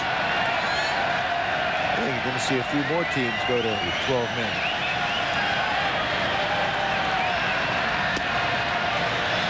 The Orioles are carrying 3 utility players now, and that's somewhat of a luxury. Well, Mel Stottlemyre, the pitching coach for the Yankees, quickly comes out of the Yankee dugout. Saw something he didn't like. Thought he'd take time and get Kenny Rogers regrouped here. He fell behind 2-0. He got a 4-run lead, and he walked the leadoff batter.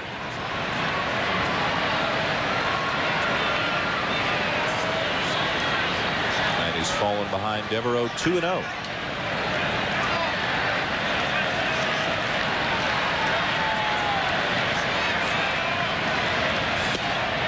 Now 3 balls and no strikes. And for the first time since Anderson's leadoff home run back in the first, the crowd with a little bit of anticipation and something to cheer about here at Camden Yards. 3-1.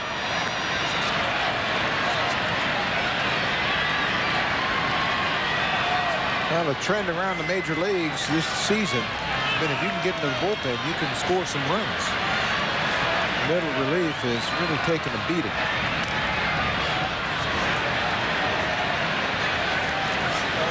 Four and 5-run leads are being overturned pretty much nightly, especially in the American League.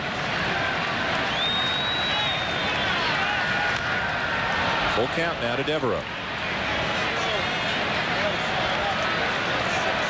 And even though the Yankees won, even their players were saying, man, was that some kind of ball game last night? 4 hours, 21 minutes for 9 innings. I don't think anybody wants to play that kind of a ball game again. Well, Joe Torre said he didn't enjoy it, even though he got a W. So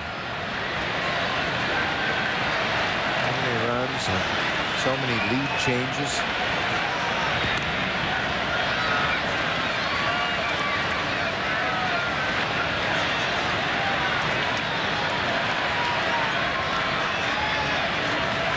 Mike Devereaux, the batter, the 6th full count of this game for Kenny Rogers right now. Surhoff, the runner at first. He drew a leadoff walk.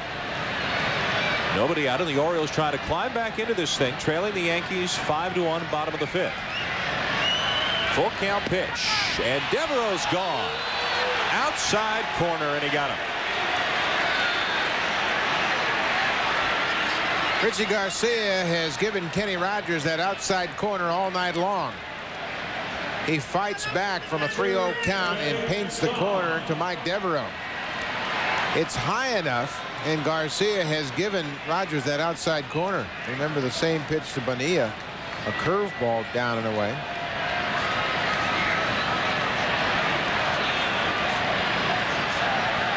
One down now for the catcher, Greg Zaun.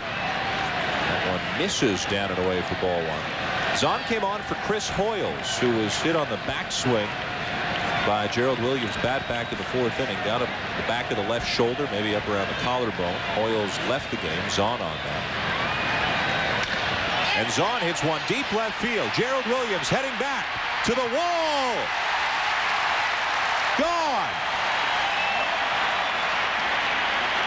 Gerald Williams is still down on the track, and no official call is made until now by third base umpire Terry Kraft, who finally signals home run Greg Zaun. Zaun was all the way out at second base, and B.J. Surhoff didn't want to go anywhere. He wasn't sure the ball was gone. Well, that got some life back into that Oriole bench. Greg Zaun with his first home run of the season. Gerald Williams had a bead on it. Take a look at the swing by Zaun. Fastball out over the plate, puts a good swing on it. You don't want to walk anybody in this ballpark. Look at Williams. He's got a bead on it and just runs into the wall. Surhoff wasn't sure if that ball had been caught. Asked Richie Garcia, did it go out? Greg Zahn was standing between first and second, just motionless on the field, looking out to left field, waiting for the call. Big home run for Zahn. Suddenly a 5-3 game. Jeffrey Hammond's the batter. And again, Rogers falling behind. 2 balls, no strikes.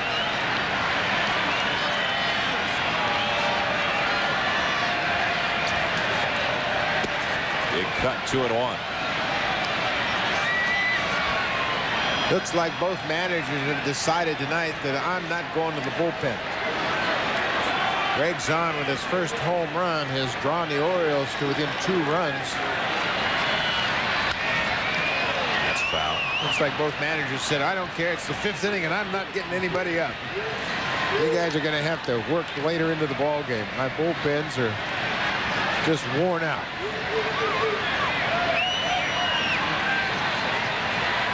Kenny Rogers has only given up 2 hits. Both home runs. David Wells has given up 8 hits. That's it for Hammonds. 2 down in the inning. Let's get you to Carl Ravitch. All right, Dan, Al Leiter trying to protect a 3-run lead. I should say that this is a 3-run home run from Pete Incaviglia. Yes, he doesn't have a 3-run lead. Now he's down 3. It is 5-2. Dan and Buck. All right, Carl. Lenny Dykstra hot in this game. And how about the Philadelphia Phillies with an entire starting rotation on the DL? They come into action tonight. 2 games over 500. Yeah, they're doing a remarkable job considering that they don't have Dalton and they don't have Jeffries. Brady Anderson ducked underneath that one. Well, the fans are booing, but it's a curveball that goes behind Brady Anderson. Just got away from Kenny Rogers.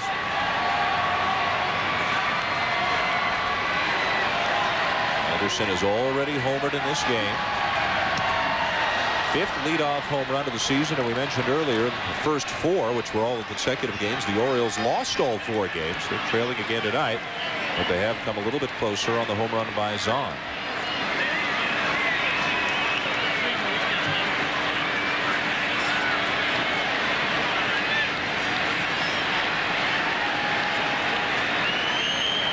The 1-1. Anderson went around for strike 2. Yankees have given up 2 home runs tonight. You mentioned the only 2 hits Rogers has given up. Only 16 on the season. The Yankees have given up fewer home runs than any other team in the major leagues. The White Sox, starting action tonight, had given up 21. They're the closest. So Zahn's home run against the Yankees staff, a real rarity so far this year. Anderson ducked away. That one wound up over the plate, but high for ball 2. I don't think Anderson ever saw the ball hit the glove. Watch his reaction here. It's a flat breaking ball this time, and that ball almost got over the heart of the plate, but stayed up. Gets it. Kenny Rogers, it turns out, strikes out the side, but gives up a walk and a 2-run homer to Greg Zahn. The Orioles are back in it, trailing 5-3. Top of the 6th inning, Mariano Duncan leads it off against Orioles starter David Wells. 5-3 New York. Both starters are still out there, Wells and Kenny Rogers. Look at Duncan, 364 in the talk in New York. In a few weeks, when Pat Kelly is able to come back, can Kelly get his job back? There were some trade rumors earlier in the season. Bob Watson, Yankee GM, perhaps looking for another second baseman. Names like Mickey Morandini. Chuck Knobloch's name even got tossed around a little bit, but the way Duncan is playing, he's the man for the meantime. It has not been a problem. Duncan has made most of the routine plays. He doesn't have great range at second base, but Pat Kelly there on the bench, coming back from a laparoscopic surgery on his shoulder. Ground ball left side. Wells will let it go. No play. Infield single, Mariano Duncan.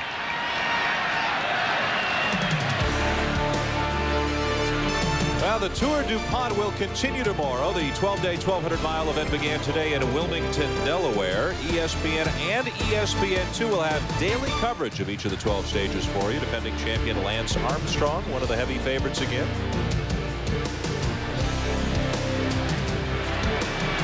Back here at Camden Yards, the Yankees up a pair. Mariano Duncan now 2 for 3, an infield single to lead off the 6th inning. And here's Gerald Williams, who got it all going for the Yankees back in the 2nd, 2-run homer.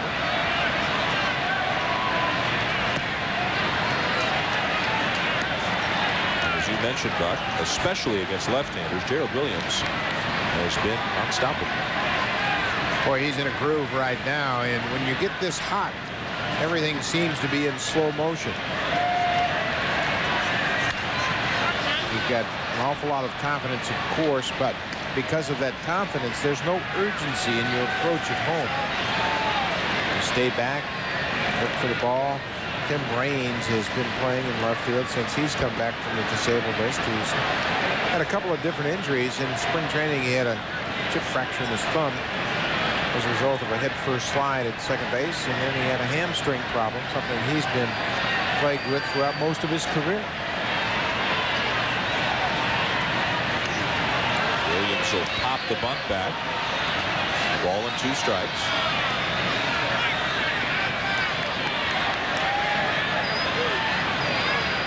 Now they're still up by a couple, trying to take advantage of that laid-off base hit by Duncan. Didn't really get that barrel of the bat out in front, kind of popped it up. Legs on. Couldn't get out of the box in time to make a play.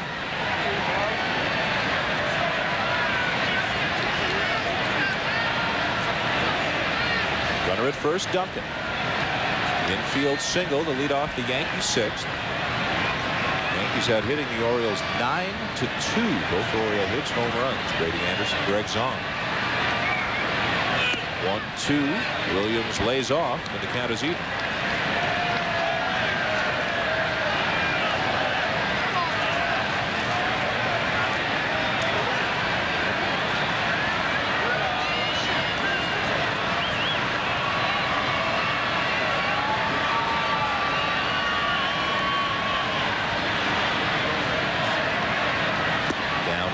Full count, and David Wells really from the outset of this game has just not been himself. He's usually very sharp, among the leaders year after year, and fewest walks per 9 innings, and generally has very good command. Yeah, if he does have trouble, he'll get hit because he's in the strike zone so often.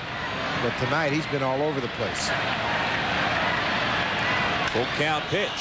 Fly ball left field, pretty deep. Back is Hammonds on the run. He'll make the catch on the track to retire Williams, and scampering back to first is Duncan.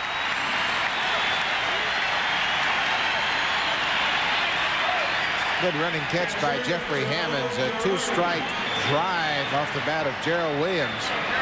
He didn't really get any extension. He reaches for this ball, just kind of feeling for it. You can see how he's out in front on that front foot, but still almost drives it out of the ballpark. Duncan goes all the way to second base, and then he has to re-tag the base as he sees that Hammonds made the play. 1 down for Joe Girardi, the catcher. Fouled off for strike 1.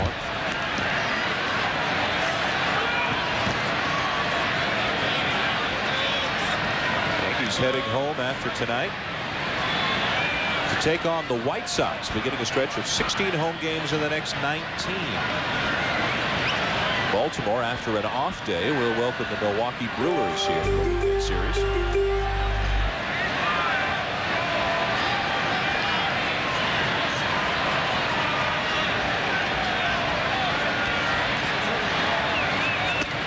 and a miss, 0-2.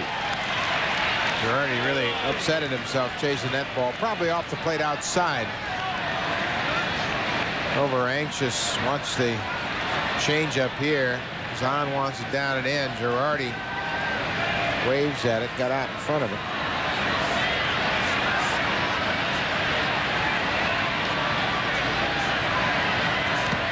Bounced in and blocked by Zahn. Keeping the runner at first. Zahn's very quick behind home plate. Got that curveball in the dirt and smothered it. Forced Duncan to hold his ground. Bouncing curveball, you see he plays it off his chest protector. Takes the mask off and keeps an eye on Duncan.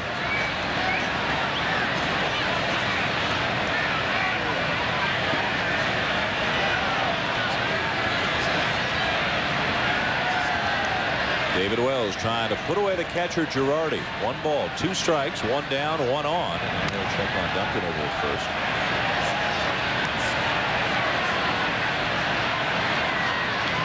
Largest crowd of the season tonight at Camden Yards. 47,472. Watch a highly anticipated series between the Yankees and Orioles. Game 2 tonight. 13-10 New York last night. Good pitching Baltimore had in the first couple of weeks of the season has just evaporated, and so it seems has David Wells' desire to come to the plate. Well, David Wells has been good in the past. So far, all the base runners have been successful against him. Runner goes. Throw down and throw high into center field. Duncan will steal it and head to third, beating the throw of Brady Anderson in. And now the Yankees have a runner at third with just 1 down, and to make the opposing base runners 8 for 8 against David Wells this season. Zahn will be charged with an error. Duncan picks up the stolen base, his first of the year. He gets a good jump here. David Wells takes a peek at him. Zahn saw the good jump, tried to rush it. Ball takes off on him. Cal Ripken can't make a play on it. Brady Anderson comes in, but Zahn gets the air. Duncan's at third with just 1 out. Second stolen base of the season for Duncan. A 2-2 count to Girardi. Grounded off Wells' glove over Alomar into shallow right center field. That'll bring in Duncan with the 6th run of the game for the Yankees. Give Girardi the RBI, and the New York lead is now 3. Boy, that's the way things have been going for the Orioles. David Wells just tipped that ball off the bat of Joe Girardi. I don't know if it makes any difference. Alomar wouldn't have gotten to that ball. That would have been up the middle anyway. But Duncan breaks from third. Got a good jump on the play. Scores easily. So the error proves costly immediately. The error to the catcher, Greg Zahn. Here's Wade Boggs to bend back from what turns into strike 1.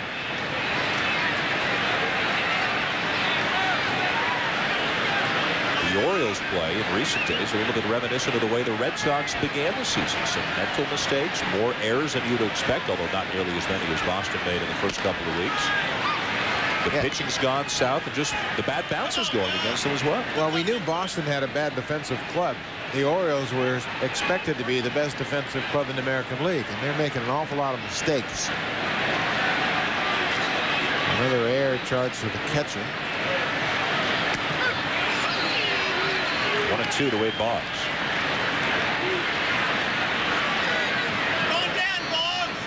You don't see those numbers very often when you talk about Wade Boggs hitting against any pitcher, but David Wells has given him fits.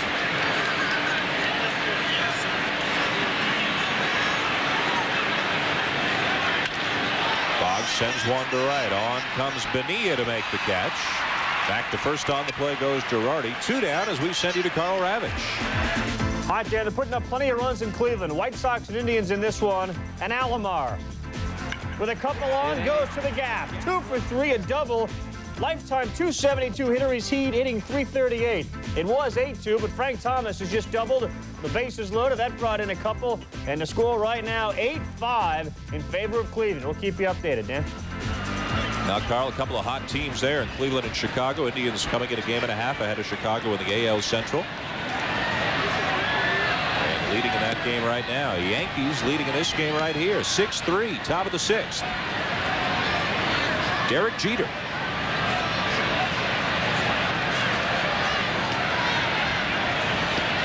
Two down, the runner at first, Joe Girardi, a run already in this inning. And Girardi goes. Zahn the throw down, and this one will get into center field. Another stolen base, another error, and another Yankee runner at third.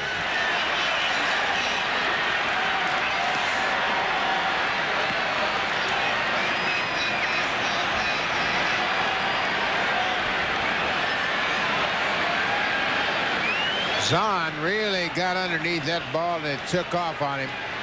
Girardi with a short lead, but a great jump. And watch Zahn. He rushes to throw the ball. The ball sails on him. Alomar can't knock it down. Girardi gets a stolen base.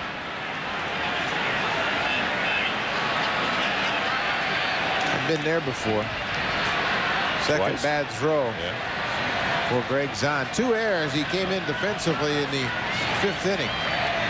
Taking over for Chris Hoyles. For Girardi, 4 steals and 4 tries. He's down at third. 2 out in the inning and a 2-1 count on Derek Jeter.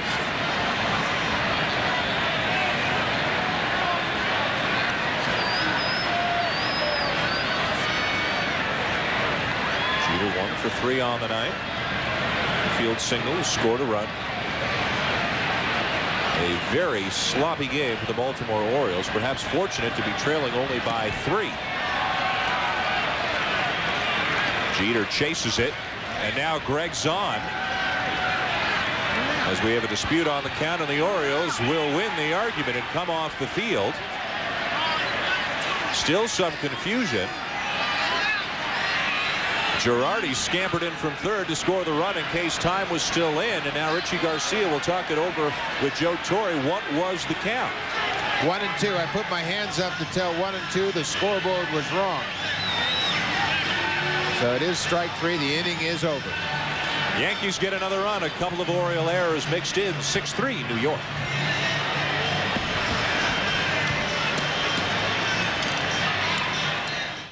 At Camden Yards, what you see is correct. The Orioles 3 runs on 2 hits with 3 errors. Greg Zahn has driven in 2 with a home run. He's also committed 2 throwing errors. It's been sloppy, and the Yankees have taken advantage to lead 6-3. Remember the big smile on his face after the home run? Well, that's long gone.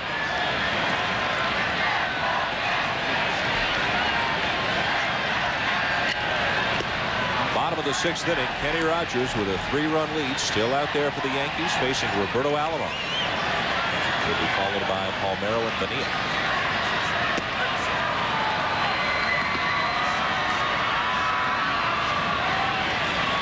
Alomar's got an error in this game. Time is called.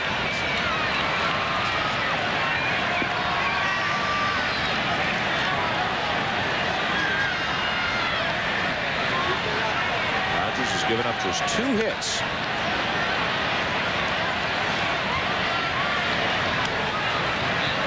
Robbie Alomar has made a pretty dramatic impression with his new teammates here in the month of April. Set a club record, 39 hits. Cal Ripken, Frank Robinson, Paul Blair. Pretty impressive list of hitters there. He shattered that record by 7 hits.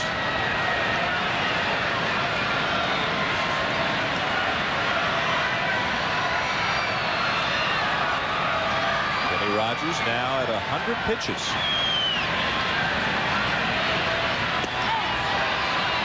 Alomar lays off. Kenny Rogers and Joe Girardi were pretty sure they had strike 3. Didn't get it. Bob Wickman starts to throw down in the Yankee bullpen.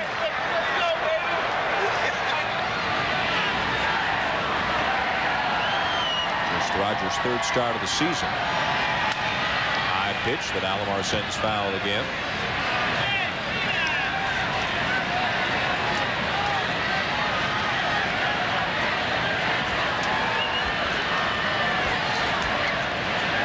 The other side, David Wells, who had 3 terrific starts to begin the season, is now in the midst of his 3rd straight subpar performance.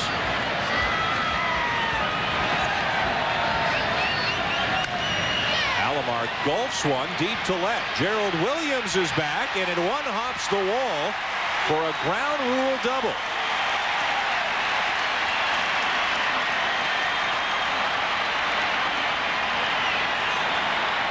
Alomar thought the ball was gone.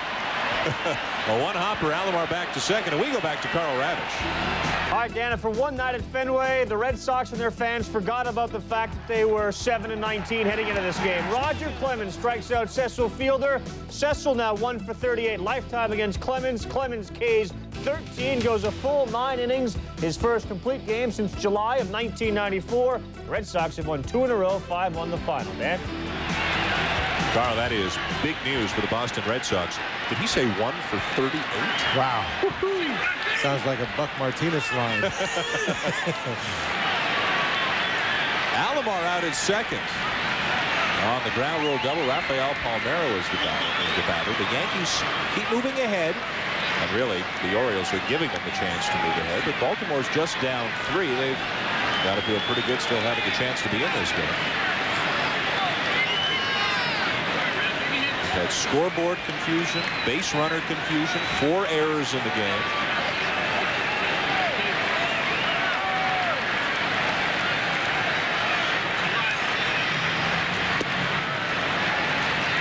Now, 2 of the Oriole errors have led to runs. Zahn's error in the 6th on the stolen base by Duncan allowed him to go to 3rd. He's getting to score on Girardi's hit. Alomar's error back in the 2nd led to a Yankee run.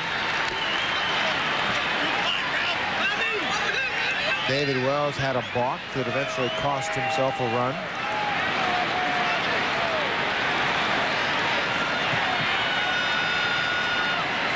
It has been kind of a eerie night here at Camden Yards.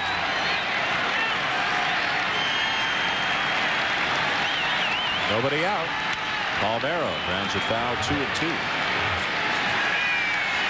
Rogers in his first start of the season went 5 1/3. Second start 5+. That's where he is right now at 5+ innings. Over 100 pitches. Wickman continues to throw. Yankees used 4 relievers last night. Kamenicki, Rivera, Nelson, and Wetman. 2-2 pitch. Low ball 3.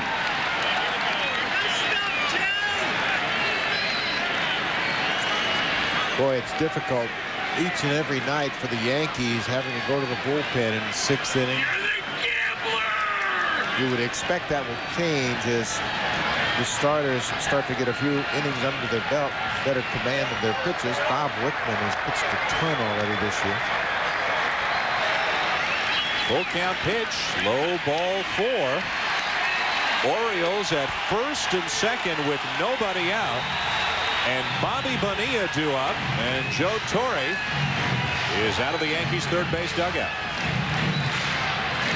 Well, I would expect he's going to make a move right here. He sends Noel Stottlemyre out to the mound to talk theory and mechanics. He generally goes out there to make pitching changes. And he has.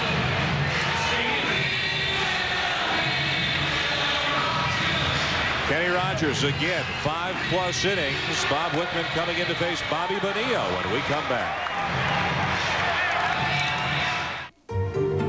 The all-wheel drive Here in the 6th inning at Camden Yards, and we've got some more baseball coming your way. Sunday night should be a good one. Defending NL MVP Barry Larkin will lead the Cincinnati Reds into the stick to take on the San Francisco Giants, led by Matt Williams. Hot-hitting Barry Bonds, John Miller, Joe Morgan. Sunday night on ESPN, 8 Eastern, 5 Pacific, on the Sunday Night Baseball Game of the Week.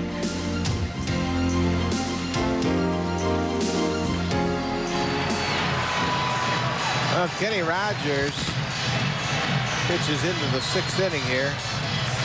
A leadoff double to Alomar and a walk to Palmeiro. Force him out of the ball game.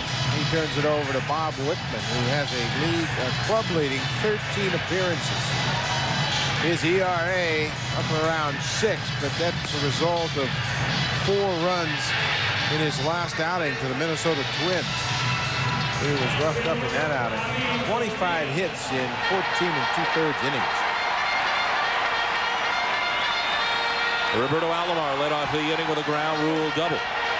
Rafael Palmeiro walked 1st and 2nd. Nobody out. 6-3 Yankees. And representing the game's tying run, a guy who would love to break out of a big-time slump, Bobby Bonilla.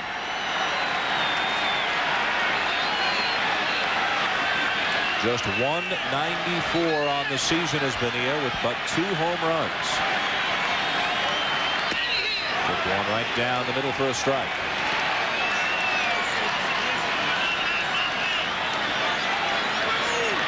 Bonilla has grounded out to short, been called out on strikes. Kenny Rogers leaves a couple of runners aboard. He can win it if he gets some help from his bullpen. 0-2. Boy, 2 good pitches to start Bonilla off. Fastballs to the outside part of the plate. Wickman's got a wicked slider, and movement takes it away from Bonilla.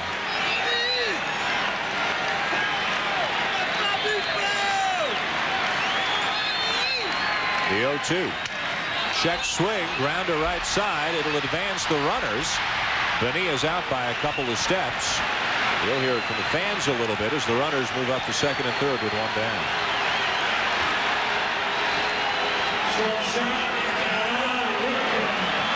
Another frustrating at bat for Bobby Bonilla.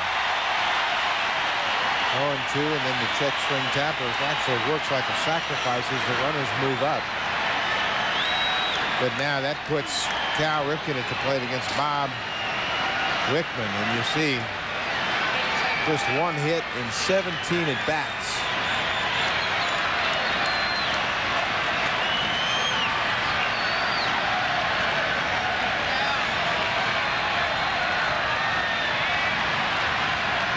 Wickman will start him low, ball 1.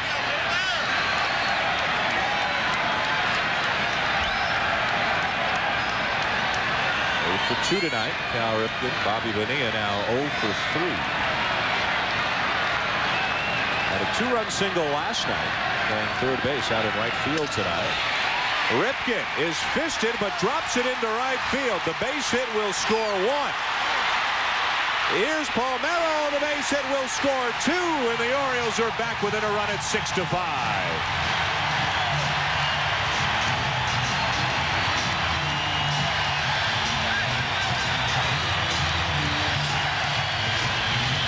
Richie Garcia does the best job of any American League umpire in following the throw to the plate.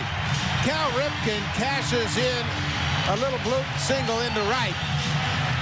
Paul O'Neill comes up throwing. Palmeiro's coming around third. The throw is on the money. But watch the umpire. He moves right around and watches the whole play unfold. Girardi raised the glove. Look at Garcia. He's following the play and has the plate in his full view the entire time. He just comes around, watches the slide, watches the tag, and look how close he is to home. And the Orioles are right back in it. The 2-run single by Ripken makes it 6-5. Still just 1 down in the inning, and the batter is B.J. Surhoff. Rogers' line is now complete.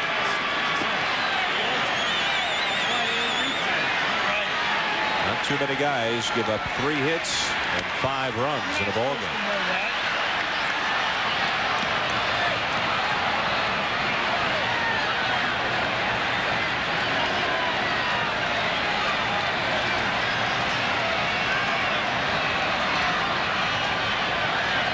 Boy, if you're playing here in this 96 season and ever feel like you're out of a ball game, you're not paying attention.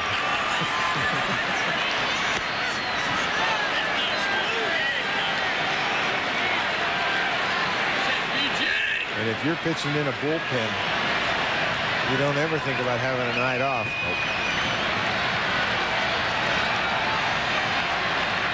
Torre's got to wonder, when is this thing going to turn around? 1-2 pitch lifted in the air to left. Gerald Williams underneath it and has it for the second out of the inning. Ripken back to first.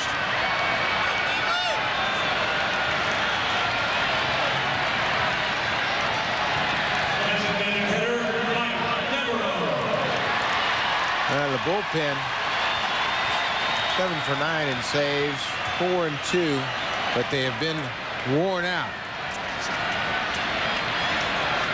Joe Torre hopeful that things will get sorted out. He's got big Jeff Nelson, who came to this ball club in that Seattle Mariner deal, who was very effective for the Mariners last year, and he's still struggling to find his delivery. Garcia wants to look at the baseball after Wickman got it back. Well, these days a 4.03 ERA for a bullpen with the Yankees, that's dynamite in the American League. You've got the Tigers, who have a team ERA over 7. And they didn't do themselves much better tonight, losing to Boston 5-1. We showed you Roger Clemens struck out 13.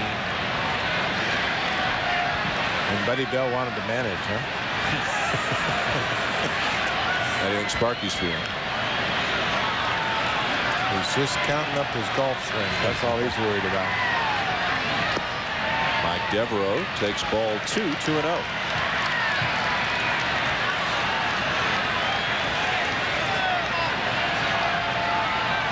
Devereaux pretty much platooning with Tony Tarasco. Left-hander Rogers getting the start tonight, so Devereaux's in there.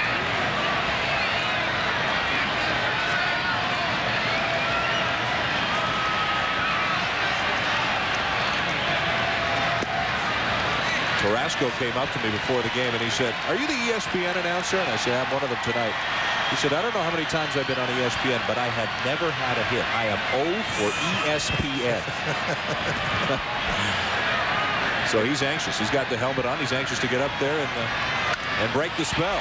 Devereaux with a hot shot off the glove of Duncan into right field. Around to third on the play as Ripken, and the inning will continue.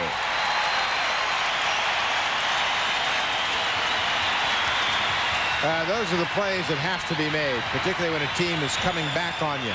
Bob Wickman, although he gave up a hot shot, it was a play that should have been made. It's hit right to Duncan's left. Couple of steps, tries to flag it down, goes off his glove into right field.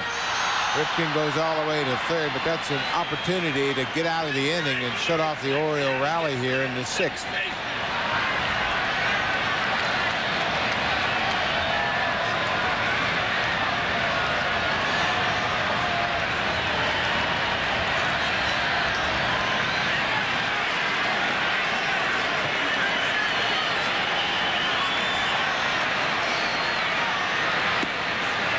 Six to 5 Yankees.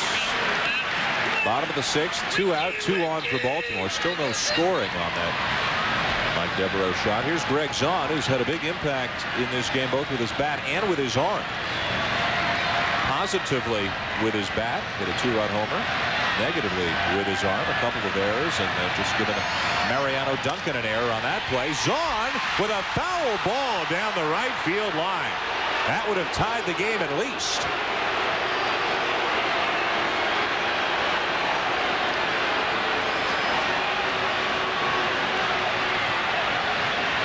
Zahn pulls this pitch down toward the first base bag. Tino Martinez is camped right on the bag, and you can see his glove was in foul ground, and he helps out Gary Cederstrom, saying, "Hey, that's a foul ball if you need any help." But he was protecting that line, trying to guard against an extra base hit down in the corner.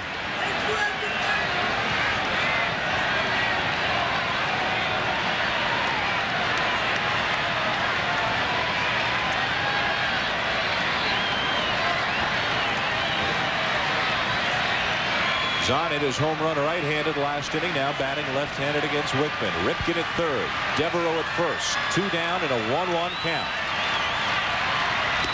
He'll take strike 2.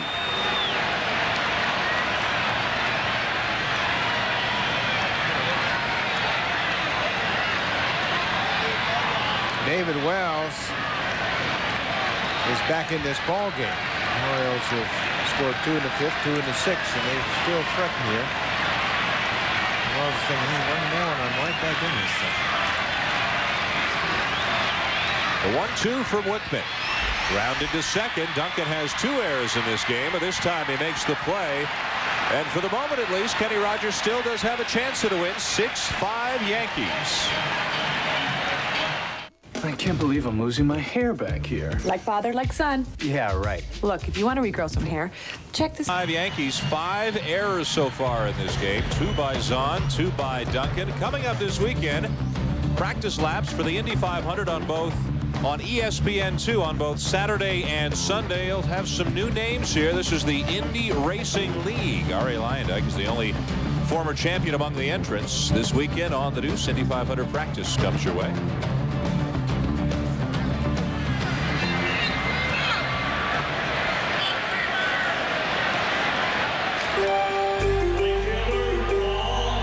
David Wells is still in this ball game despite trailing 6-5. He's given up 10 hits. In Kenny Rogers gave up just 3 of the 4 Oriole hits. Yankees out hitting Baltimore 10-4, but have just a 1-run lead. Paul O'Neill leads off the top of the 7th.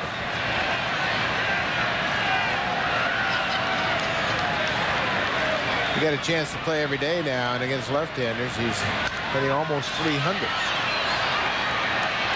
So much of hitting, as we've talked about all night long, is confidence. O'Neill has been a great hitter since he's come over to the Yankees. He played in Cincinnati and hit .259 in the National League, and all of a sudden he's well over 300. Won a batting title.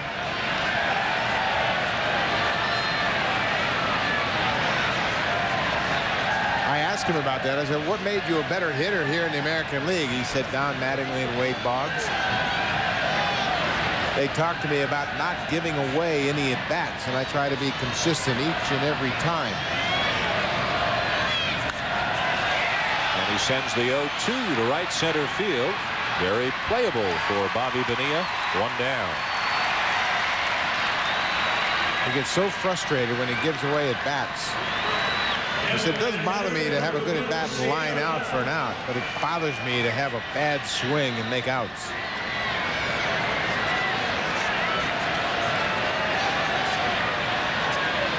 $47,472 on a nice night for baseball here on the 1st of May. Glad you're along with us here at Camden Yards in Baltimore. 6-5 Yankees leading the Orioles. David Wells facing Ruben Sierra. New York came into action tonight a half game ahead of the slumping Orioles for first place in the American League East. Baltimore's lost 10 of 13.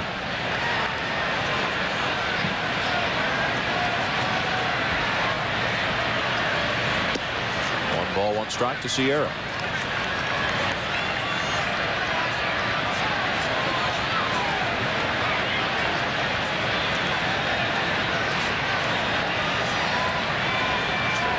RBIs on the season for the cleanup man Ruben Sierra, but good numbers against David Wells. Well, right now he's not going to have this type of success against David Wells because he's pulling off that outside pitch right there. He just has no chance to hit that pitch. He's always had that high leg kick, and it's now taking him off the pitch. Watch his front shoulder. You see how his front shoulder flies open, and he just can't get to that outside half of the plate. The only chance he has to hit Wells right now is if David makes some mistakes and throws it inside. They set up inside. Sierra gets under it, hits it to very shallow left field. Jeffrey Hammonds is in to make the play. 2 down. Let's get an update. Here's Carl Ravitch. Hi, Dan. Thank you. Already Brady hit his 12th in your game. Gary Sheffield's got 11, and his bid for 12 is all here. Of a sudden, and Sheff gets all of it. Number 12, tied now with Anderson for the Major League lead. It scored Conine, though they're still down 6-4 to the Phillies. Dan and Buck. Wow, he got just a bit of that one. 12 home runs for Gary Sheffield. Be nice to see him get a full season. He's been out with injuries a lot. Tino Martinez fly ball left field. Hammonds is there again, and that's it. 3 up, 3 down for the Yankees in the 7th. Still 6-5 New York. If you do this, you need this. If you get these. 6-5 Yankees leading the Orioles, bottom of the 7th. David Wells has labored and battled and struggled through 7 innings so far, but he's still out there. This pitching summary is brought to you by Sherwin-Williams Paint and Wallpaper Stores. There's David Wells' line. 108 pitches, 10 hits, 6 earned runs, but it's just a 1-run game. Kenny Rogers gave up 5 earned runs on just 3 hits. Gave up a couple of home runs, and Bob Wickman allowed a couple of inherited runners to score, and the Orioles are back within 1.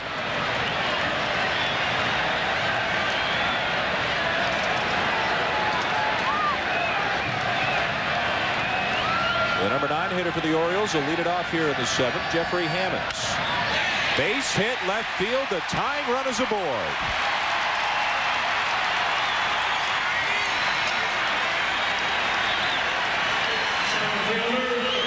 Jeffrey Hammonds didn't waste any time. He got a hanging slider from Bob Wickman and ripped it by Wade Boggs at 3rd. That ball stays right over the middle of the plate. Not a lot of break on it, just sat up there and spun, and Hammonds took advantage of that mistake.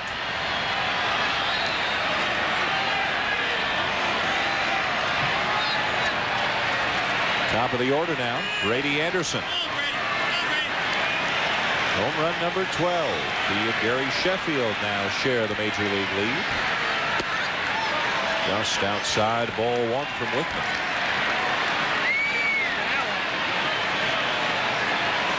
Home run here gives the Orioles the lead. Well, you could argue that, but you could also say, how about a bunt and set the table for Alomar and Palmeiro? Orioles are down by a run. Once again, Anderson has worked himself into a 2-0 count. That was the count he had leading off the game. Hit a home run off Kenny Anderson.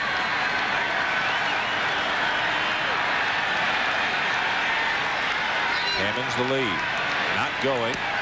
Inside corner. 2 balls and a strike now to Anderson. He's got some thoughts for Richie Garcia. Ripken looked like he threw this ball a little harder. Inside corner, had just enough movement to catch that inside edge of the plate.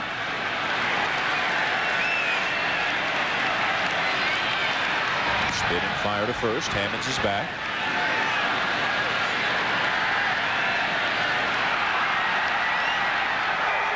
Left-hander Steve Howe just about ready down in the bullpen. The 2-1 is high for ball 3. Joe Torre electing to stay with Wickman against Anderson. The switch hitter Alomar is on deck. And then behind Alomar is another left-handed hitter, Rafael Palmeiro.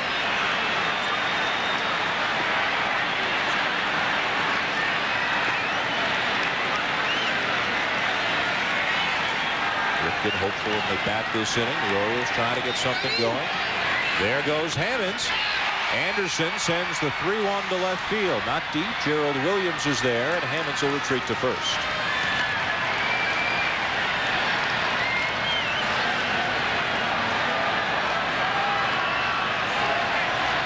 Second baseman, Roberto Alomar. Joe Torre has come out of the Yankee dugout. He's got Howe ready. Remember, the perception is that Alomar is a much stronger left-handed hitter, so Torre says, okay, let's have Howe in here and we'll swip Alomar back around. Steve Howe, Roberto Alomar in a tight game when we come back. Before you hit the wall, hit Sherwin-Williams for the best paint money can buy. Hitting once again tremendously. A .354 average. This one to right. His 6th home run of the season. Randy Johnson had to leave this game with a tight right calf. He'll be examined more on Friday. Boy, his second start that Johnson's had to leave because of some injury problems. Bob Wickman is left here. The left-hander Steve Howe is on in a very close game to face switch hitter Roberto Alomar. 6'5" Yankees, bottom of the 7th, 1 on, 1 out. Steve Howe hasn't pitched since Friday at Yankee Stadium. Joe Torre kind of in a catch-22 in this situation with Alomar, the switch hitter. Alomar has hit right-handed all night long. First against the starter Kenny Rogers, and now against Steve Howe. That's why I may have left Wickman in to flip Alomar around for the first time tonight. Jeffrey Hammond singled to lead off the inning. You saw very strong numbers for Alomar in his career against Steve Howe.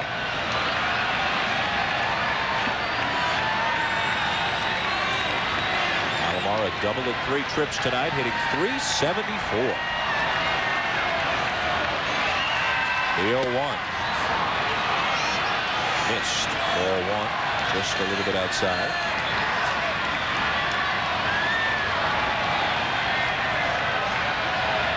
David Wells is thinking, man, this would be a pretty swift W if I could pick it up the way I've struggled tonight.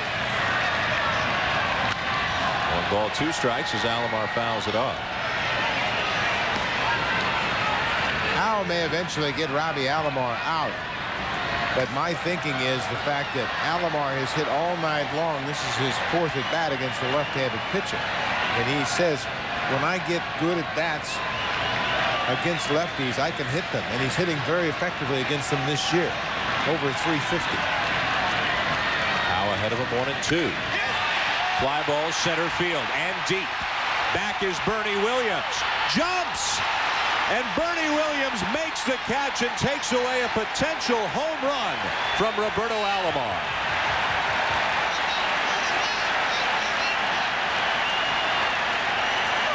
No problem, Joe. Had him all the way. Robbie Alomar hit it to the deepest part of this ballpark, 400 feet away to straightaway center. It's a high fastball. Howe knew it was going to be close, and Bernie Williams keeps it in the ballpark.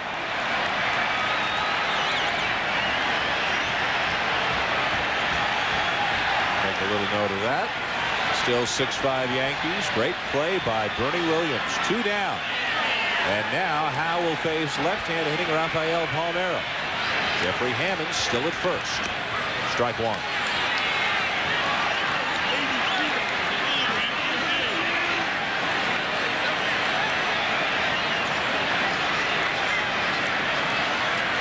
Still a pretty good buzz going around this ballpark after that catch by Bernie Williams. Breaking ball inside. Well, Palmeiro hasn't enjoyed the same success as Alomar against Steve Howe. Just 2 for 12.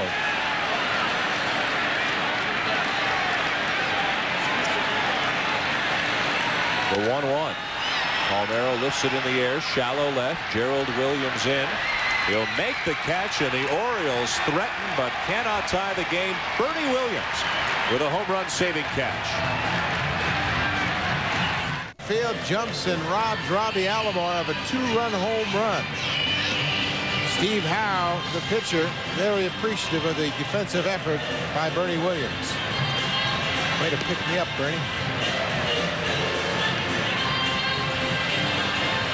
Williams has had a big game both ways. A base hit and a home run as well. And he's going to lead it off against a new pitcher for the Orioles. David Wells struggles for 7 innings, had hopes of picking up a win. He won't get it as Roger McDowell is on now to work the top of the 8th. McDowell closing in on 20 innings already this year. He worked last night, worked an inning and a third, gave up just 1 hit. One of the few pitchers in that ball game last night that didn't give up any runs. 13-10, Yanks won last night, leading 6-5 tonight.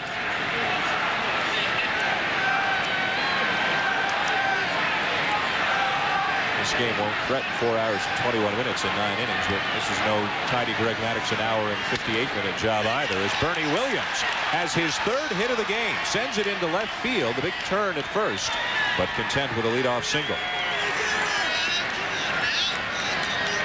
Now you can expect the Yankees to do something here, either play hit and run or put the sacrifice on, trying to pad that 1-run lead. Joe Torre has played the short game all year long, now getting some advice from Don Zimmer, his bench coach.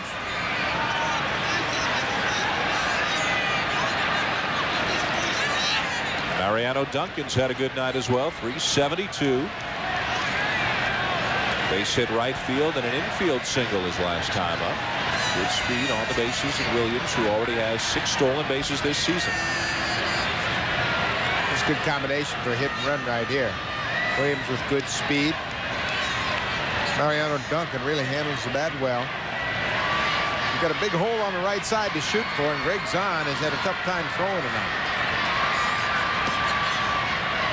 Twice he's thrown the ball into center field, charged with a couple of errors.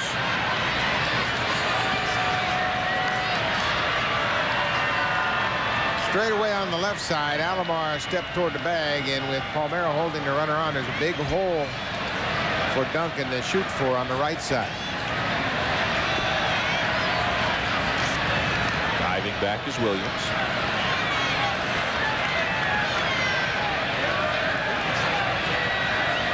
Second half of our doubleheader. Colorado, Los Angeles coming up right behind us. Stay tuned for that. We've got a good one here. 6-5 Yankees leading the Orioles, 8th inning. The 1-0. There for a strike.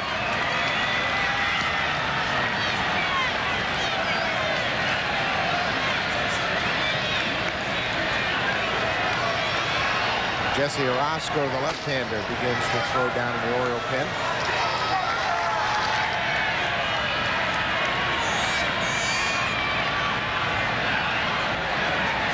Dowell, a look over at Bernie Williams.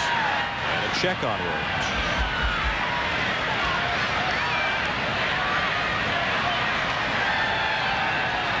McDowell's very quick to the plate. He unloads the ball in a hurry. Now he wants to talk to Cal Ripken about coverage, I'm sure. He's got me if I get a ball back to the mound.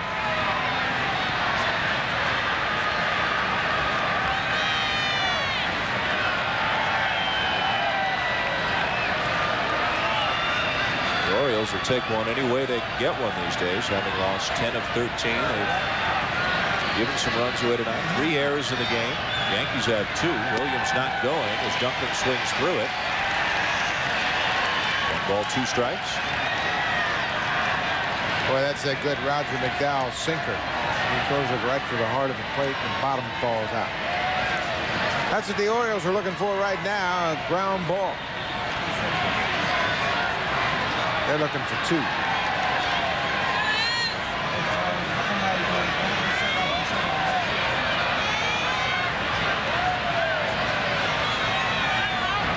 Dowell trying to confuse Williams by really varying not only when he throws over, but how long he sets before he decides whether or not to come to the plate or go to the bag. Well, you can really make a base runner nervous if you make him wait, and that's what McDowell does. And then finally he throws the ball over. McDowell caught a break because that hit Williams on the right arm. That's the only thing that kept it close to the bag at first.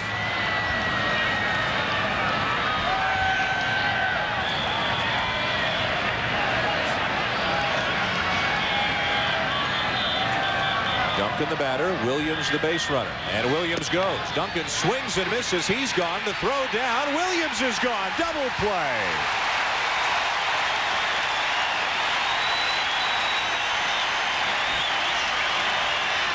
As a catcher, you begin to wonder if you could ever throw out a base runner.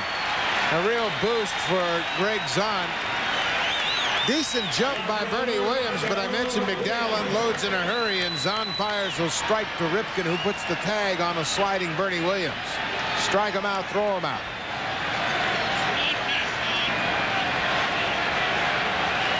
And a sigh of relief, not only for some of the Orioles, but for many of their fans as well. Still a 6-5 game, 2 down, nobody on now. Gerald Williams the batter. Big confidence booster for Greg Zahn, who had thrown 2 balls into center. He throws a strike to erase that leadoff base hit by Bernie Williams. Gerald Williams takes low, ball 2. Gerald has a home run in this game as well. Hit it back in the 2nd inning.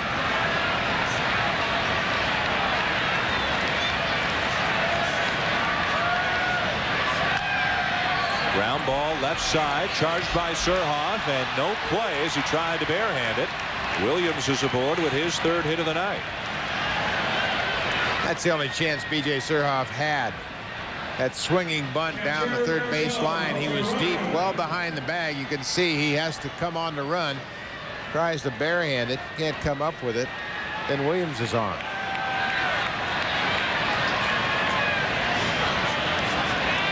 The inning will continue for the Yankees. Gerald Williams at first, and Joe Girardi is the batter. Bottom part of the order for the Yankees has been huge in this game. Bernie Williams 3 hits, Duncan 2, Gerald Williams 3 hits. He's the base runner now, and Joe Girardi, who's batting, has an RBI single in this game.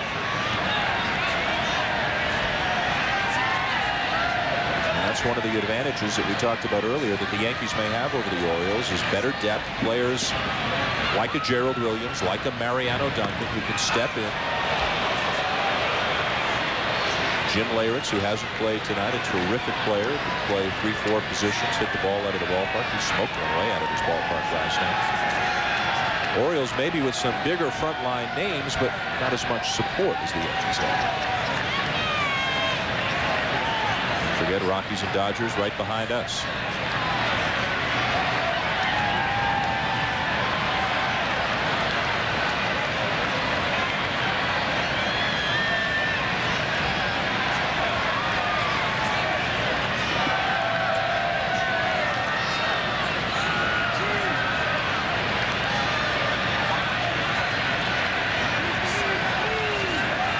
McDowell to the plate, and Girardi takes it down and in.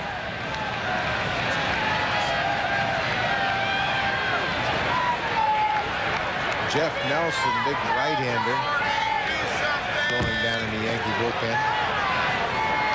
He's really not locked in yet the way Joe Torre expects him to throw. Last year, he was a very important cog in that Mariners pennant.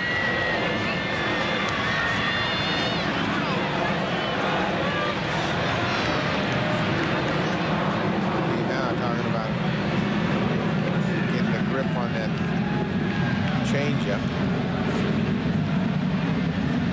There's a man that'll teach you how to throw it, Jimmy Key.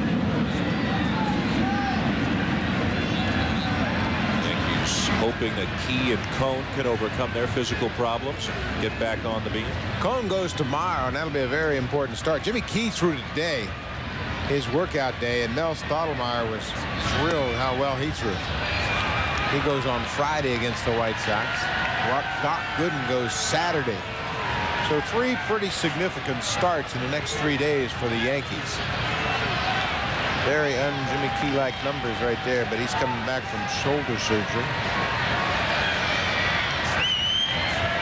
A 4-pitch walk issued to the number 9 hitter Girardi. That'll push Gerald Williams up to second and give the Yankees another chance to pad their lead. Davey Johnson is out. The move has been made. Jesse Orosco coming in to face Wade Boggs. The Yankees lead 6-5. Wednesday Night Baseball is brought to you by Office Depot, taking care of business for companies of every size, everywhere, every day.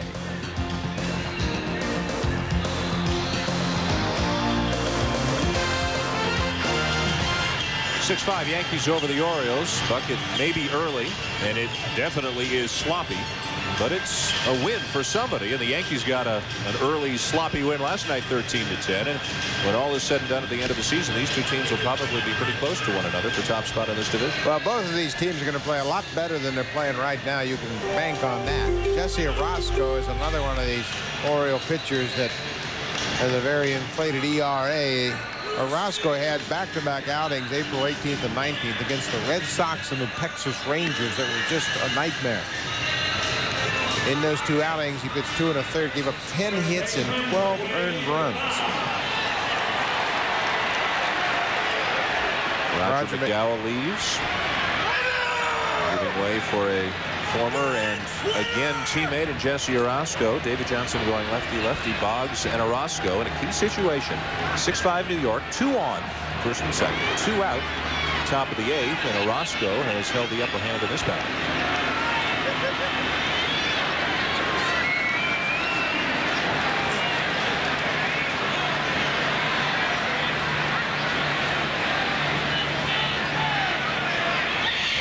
Works and misses down and away, ball 1.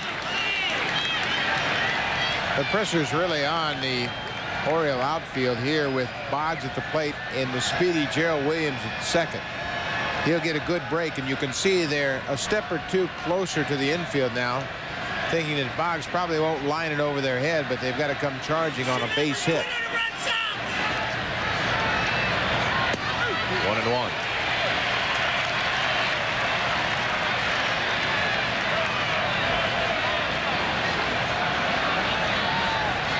Hammonds in left, Anderson in center, Bonilla in right, the outfield for the Orioles tonight.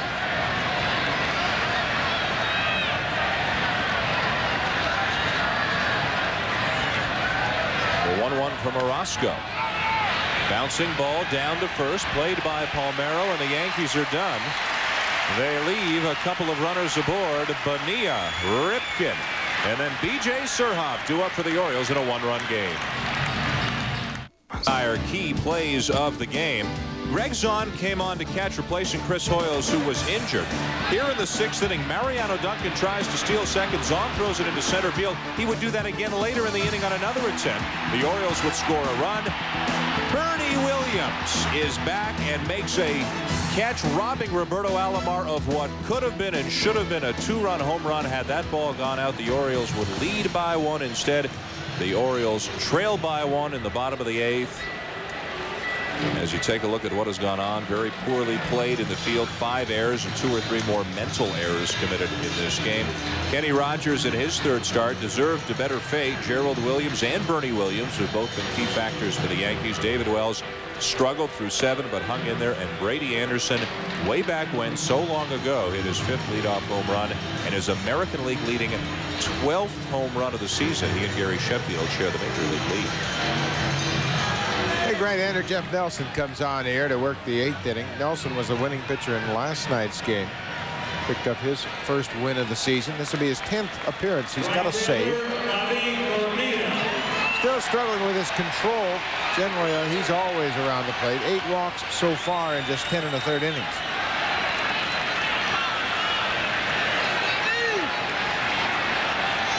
Middle of the order for the Orioles. Bonilla, Ripken, and Surhoff in a 1-run game. Bobby Bonilla struggling, as we've mentioned often, down to 192. 0 for 3 tonight.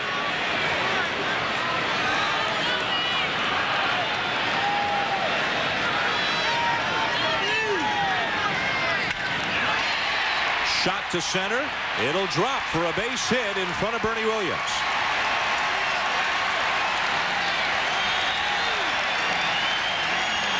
Well, that's a start for Bobby Bonilla. What a good play by Bernie Williams, the center fielder. Bonilla hits it on a line to center. Williams thinks he's got a shot at making the play. He comes hard, but then throws the brakes on and watch the glove work. Boy, he does a good job of keeping that ball right there, holding Bonilla to a single.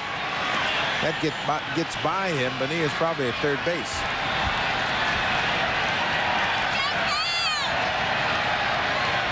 Now the batter, Cal Ripken. Bonilla at first. Nobody out in the Baltimore 8th in a 1-run Yankee lead, and Nelson will start Ripken with a strike. Nelson particularly difficult on the right-hand hitters.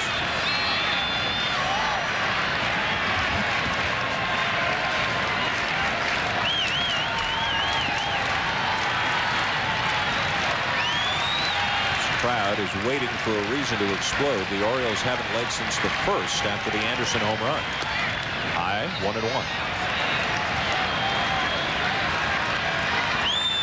Well, Cal Ripken, like most American League right-handed hitters, has not had much success against Jeff Nelson.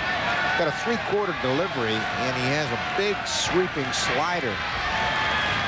It's very tough to get to. That's it right there that missed outside.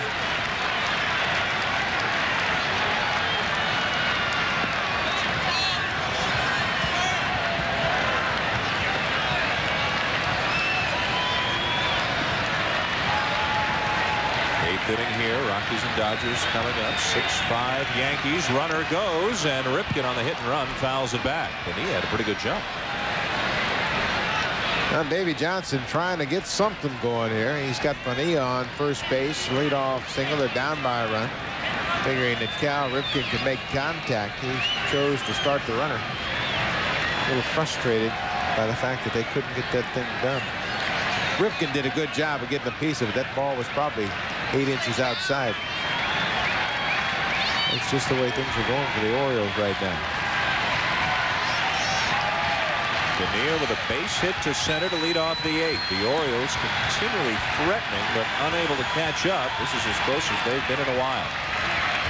The 2-2 sails down and away, and a full count to Ripken. You start him on 3-2. Yeah. You expect Cal Ripken to be able to put the ball in play. Try to open up a hole on the infield. If he does get a ball on the ground, maybe it can find its way into the outfield.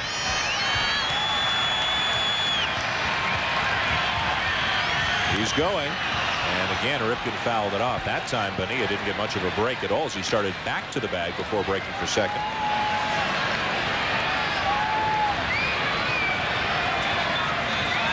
Nelson did a good job of unloading this in a hurry, and you see it caught Bonilla by surprise. He's lucky Ripken got a piece of that.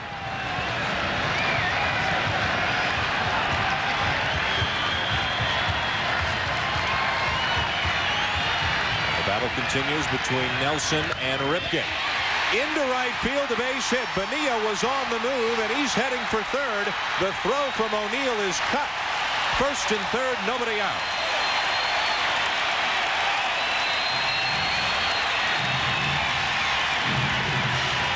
Cal Ripken is hung tough against two pitchers that give him fits.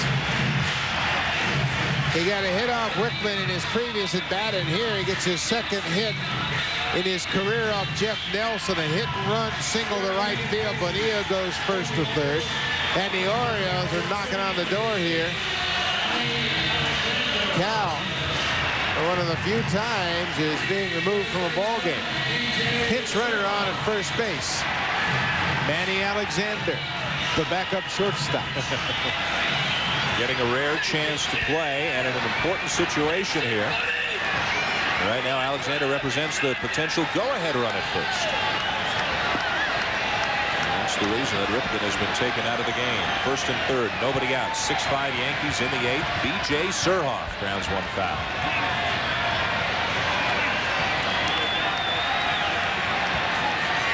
This matchup favors the Orioles.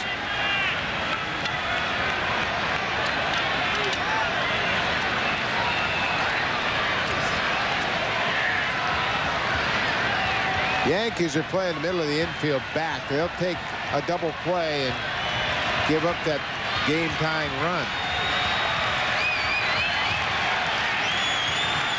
That's a step off and force Alexander back to the bag.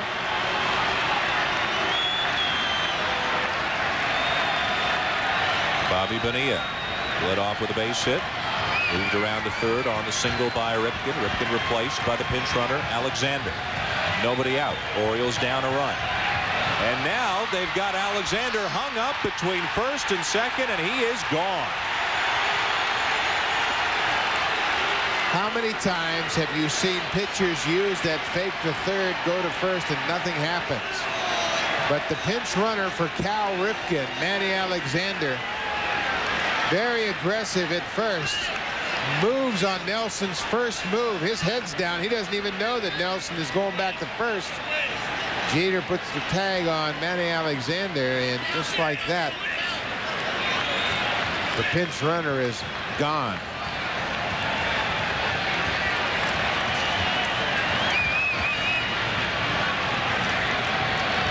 And Ripken out of the game for the Orioles. Alexander steaming in the Oriole dugout. One out. Surhoff with a mighty cut.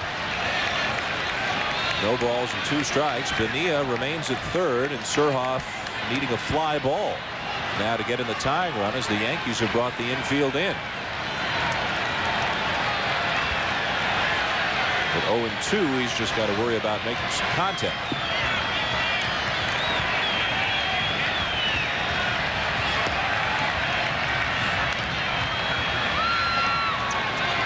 Changes the whole complexion of the inning. Boy, doesn't it? And the Orioles were being aggressive. They had a play on with Alexander, but because he hasn't played much, he was over aggressive and broke. Now Ripken is out of the game. Alexander will take over defensively.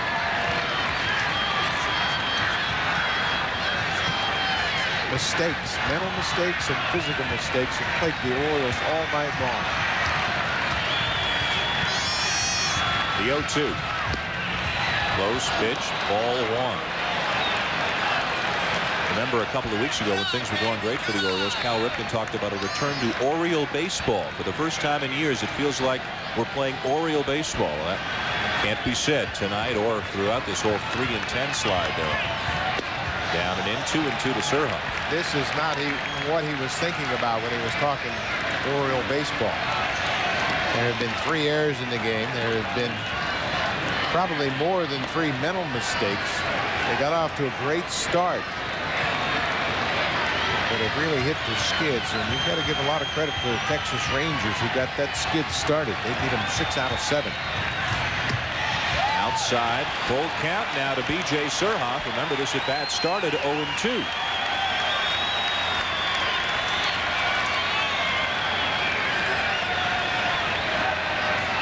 So you want to be a manager, huh? They've both walked about 5 miles in their dugout tonight.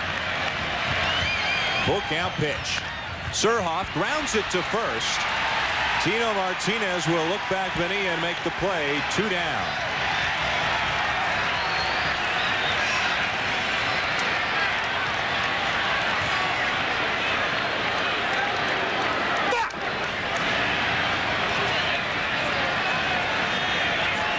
All right, such a promising start to this inning. The Orioles try to tie it up. Now they're down to the last out. They had first and third, nobody out. Manny Alexander then got picked off. B.J. Surhoff grounds out to the first baseman, and Bobby Bonilla is still standing at third. And pinch hitting for Mike Devereaux is the man who told us before the game that he's 0 for ESPN. Has never had a hit on an ESPN game, and would now be a perfect time for Tony Tarasco to break through and tie up this game in the minds of Oriole fans. Devereaux DH tonight, went 0 for 3, and a strike to Tarasco.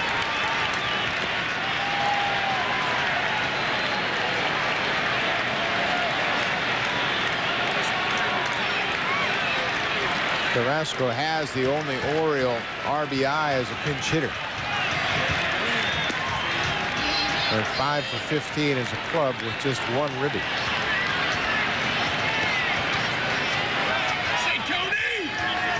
He got off to a pretty decent start playing in right field, but then hasn't been able to keep that stroke going. The 1-1 for Nelson. A little bit off the plate, ball 2.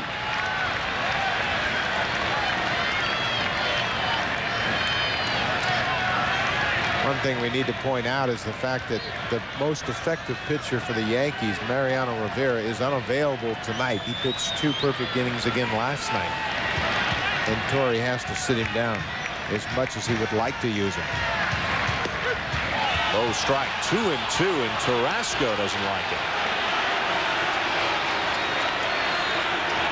Nor does his manager. Tarasco felt like this ball was low. He had a good look at it and then was really surprised when Richie Garcia called it a strike. Said, oh man, that ball was low.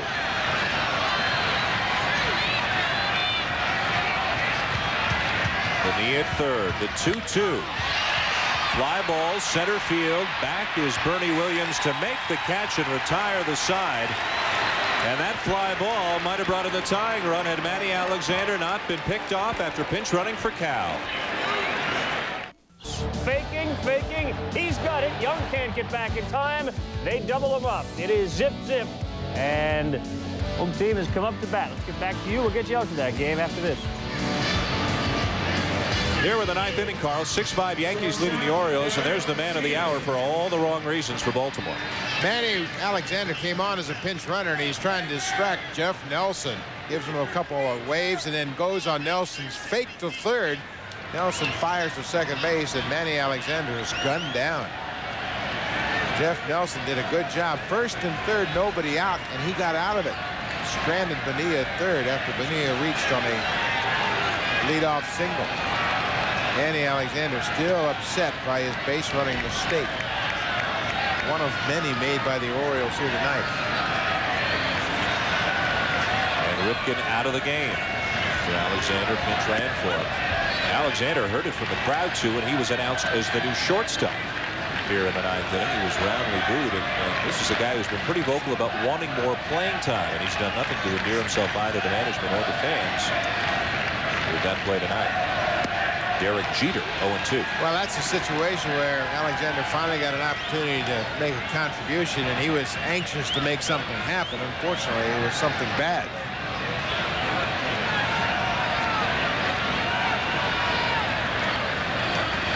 Jesse Orosco on the mound for Baltimore, top of the 9th. Does Jeter go around? No, says Gary Soderstrom down at first. The ball and 2 strikes.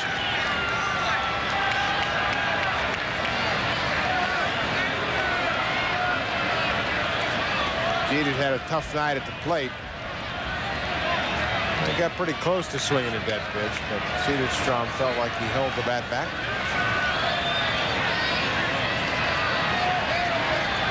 Very poised for a rookie, Derek Jeter. All kinds of minor league awards as he shot up through the Yankee system. 2-2.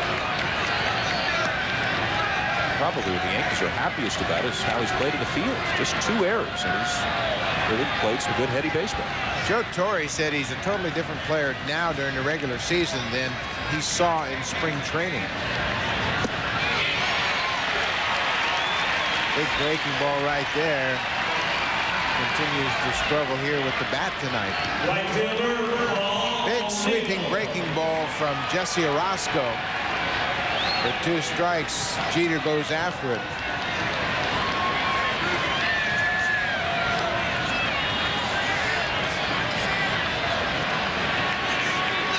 Paul O'Neill, trouble tonight, 0 for 4, and trouble in his career against Orosco, 0 for 6. O'Neill came into the game hitting .400, and the offer has dropped him to .382. This might help right center field, but on is Anderson to make the catch. 2 down, and the average will drop a little bit further. Right-hander John Wetland loosens up. There's a save out there if situation stays the same. Yankees up by a run. Jeff Nelson did a great job after giving up back-to-back hits to Bonilla and Ripken to hold the ground and protect that Yankee lead. Ruben Sierra, the batter. Very strong numbers against Orosco. 2 down, nobody out, top of the 9th, and Orosco starts in high, ball 1. Jesse Orosco quoted in the local paper yesterday saying, "I just want to give my manager confidence to put me in there in a key situation." He struggled so badly. It was part of that infamous 26-7 loss. Here he gets the Yankees 3 up, 3 down to the 9th, and he's given his team a chance. Brady Anderson is due up this inning in a 1-run game. Clark, and he watches it. On target, over the wall. 5-4. The Rangers are now on top for Will.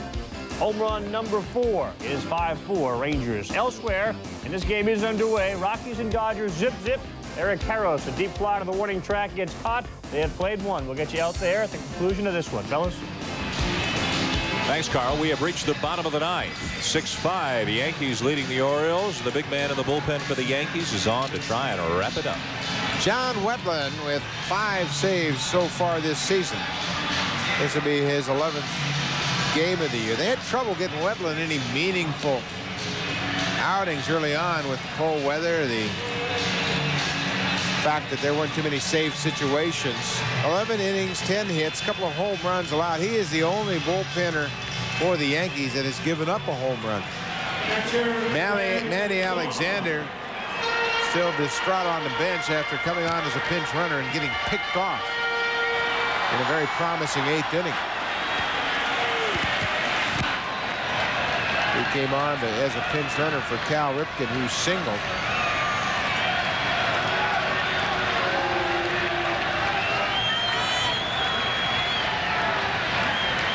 Catcher Greg Zahn will lead off the bottom of the 9th for the Orioles. 1 hopper to second, and Duncan, who has made 2 errors in this game, has just made his 3rd. He made the tough play by coming up with the ball, and then he blew the easy play by throwing it away. Wow, that wasn't even close. What a play he made to grab this hot shot. And then he turns, takes his time, and throws it about 10 feet wide of the mark. Man, oh man, the Gremlins are out tonight. And Zahn's been in the middle of it all night long. The tying run aboard. Jeffrey Hammonds the batter against John Wetland. He squares to bunt and takes high, ball 1. Mariano Duncan with 3 errors in this game.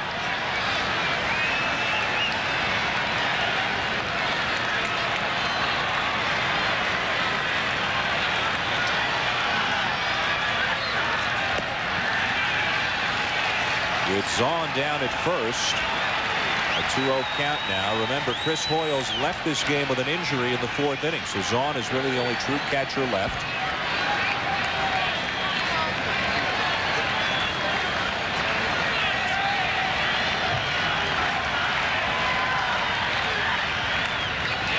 Hammonds gets the bunt down. Some miscommunication. The Yankees get him. And I mean just barely. Well, the sacrifice for Hammonds pushes Zahn up to second. Boy, Tino Martinez and John Wetland almost had a fatal mistake there. Tino wasn't sure if Wetland was going to get it. Hammonds puts down a good bunt to the first base side of the mound. Look at the hesitation by Wetland. You going to get it? No, you get it. Oh, I better get it. All the while, Hammonds is hustling down the line and almost beat it out. Might have beat it out. Looked like he was across the bag. John Wetland on to try and save it for Kenny Rogers. Facing Brady Anderson, who has homered tonight, has 12 on the season. It gets away, and on to third comes Greg Zahn.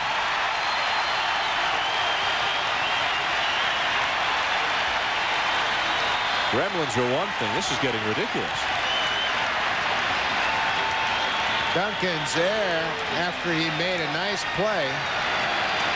And now a wild pitch on a curveball. Girardi can't smother it. And the tying run is at third. And the infield is in. And Brady Anderson is the batter, having homered in his only previous at bat against Wetland. He took a strike. That's a new pitch that Anderson's probably not that familiar with. There you see his record against Wetland. But Wetland's throwing a cut fastball, a little bit more of a slider. He's always been fastball, curveball. But here he drops that new breaking pitch on him, and Brady Anderson takes it right down the middle. 0-1. Anderson had a mighty cut at it. 1 ball, 2 strikes.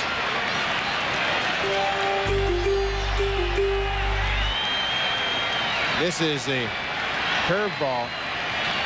Bottom fell out of that thing.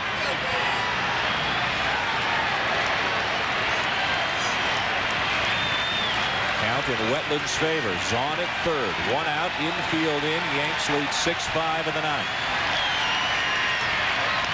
Anderson fouled it off.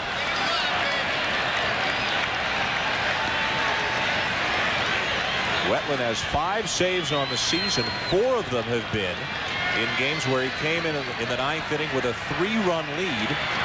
The easiest type of save that a closer like Wetland could come up with. That's just circumstance, but he hasn't had many of these types of situations this year.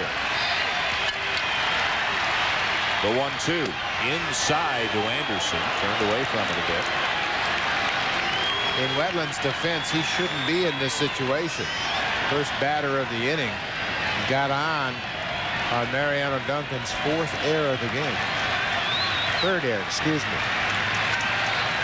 You know something we don't? I hope not. The way this game has gone. Oh, what a good play by Girardi. Another curveball in the dirt, and that time he slid over and smothered it. Vittori hasn't sat down in 3 innings. Watch Girardi, quick to his right.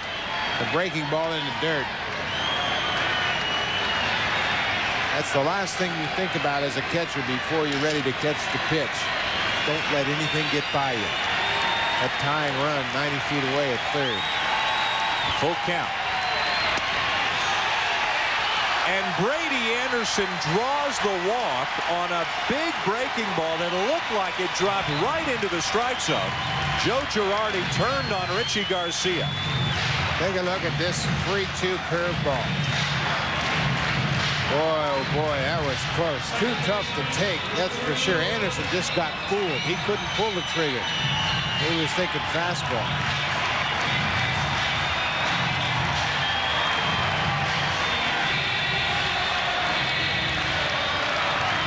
Anderson represents the winning run. He's at first. Zahn is at third.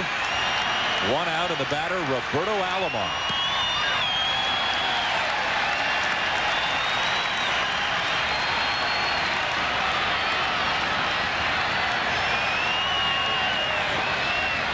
As good a situational hitter as there is in baseball. Is he thinking tie it up, or is he thinking let's go ahead and win this thing?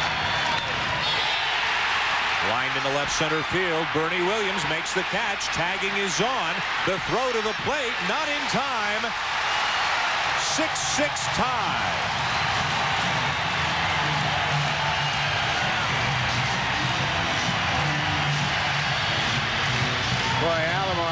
the ability to do whatever necessary. Got that ball away from him. Didn't try to muscle it. Took it the other way to center field. Watch the approach here. They're trying to go away. That's where it is. But Alomar drives it to center. Bernie Williams has to go over to the left center and can't get enough on the throw to gun down the tying run. Greg Zahn. He immediately went back, tagged up, and now he comes in to score. The batter, Palmeiro. Anderson is running. Throw down from Girardi, and safe at second is Brady Anderson.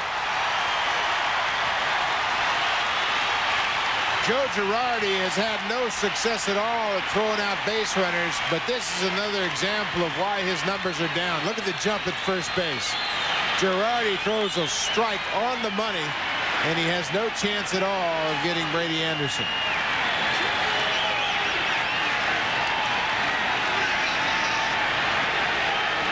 The count is 1-0, and the Yankees are going to walk Palmeiro. His run doesn't mean anything, of course, to get to the struggling Bobby Bonilla, who did single sharply to center his last time up. And that came against the right-hander Bob Whitman. The Yankees at one point had a 5-1 lead. And it all started with Mariano Duncan's third error of the game that allowed the leadoff man aboard here in the ninth.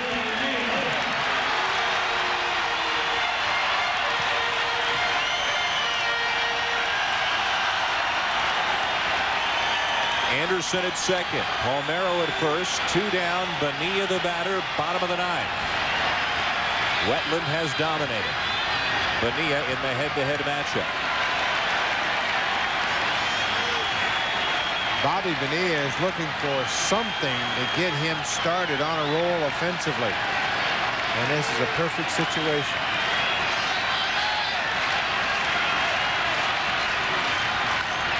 It fouled sharply down the right field line, a ball and a strike. For a guy who's been getting booed the last few days, this is a golden opportunity. For a guy who's been getting booed tonight, Alexander wants Bonilla probably to draw the walk so he can go up there and try to win it. His base running mistake cost the Orioles a run. Back in the 8th. And now the Bobby cheer echoes through the stadium. 1 ball, 2 strikes on a great fastball from Wetland. And we haven't seen many in this inning. He was kind of waiting for a good Wetland fastball, but here he goes upstairs and blows it by Bobby Bonilla. Remember, Bonilla just 1 for 13 against John Wetland. Out at second, Brady Anderson. Bonilla strikes out on another good high fastball from Wetland. And this game is going to extra innings. Back and forth they've gone. It's all tied up at 6. World premiere of sport. If and when is right, Carl. Top of the 13th. Wade Boggs leads it off. Base hit, left center field. First pitch swinging is Wade Boggs, as he opens up the inning with a base hit off Kent Merker, who is out of the rotation and into this ballgame in relief. Merker made 5 starts and got roughed up. 29 hits in 22 1/3. They decided to take him out of the rotation. They didn't expect to use him this quickly out of the bullpen.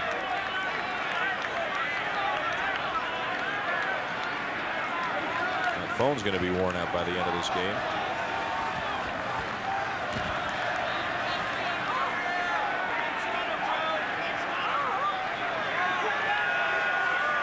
Leadoff man aboard, top of the 13th. Boggs at first. Jeter again, will square. This time he'll get it down. Merker off the mound. 1 play, that's to first. They don't make it. And the runners will move up to second and third with nobody out of the top of the 13th.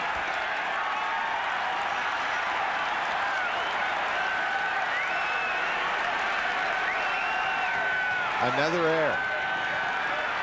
That'll be a sacrifice for Jeter. Merker threw it into the base runner, and Alomar couldn't come up with it. A good bunt by Derek Jeter. Right off the plate in front of home. Merker makes an awkward throw. It's into the base runner. Alomar can't make it. Boggs slides into second, sees the ball into shallow right field, and breaks for third. Boy, there have been some outstanding scoring opportunities for both teams in extra innings.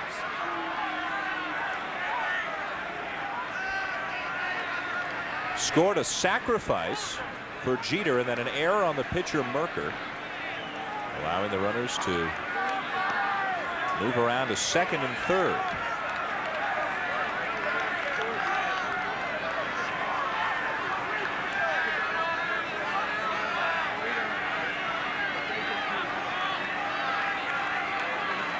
The 8th error of the game. Roberto Alomar has one in this game. Wade Boggs at third, Jeter at second.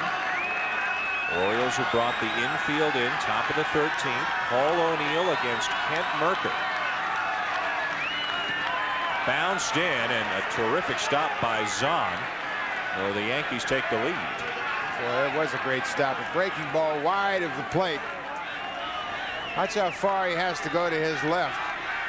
And he just pinned it up against his body. He was really kind of fortunate. He didn't block it. He lucked out and just trapped it with his arm. O'Neill ground ball to second. Alomar has it. Looks Boggs back. 1 out in the inning. And O'Neill's 0 for 6.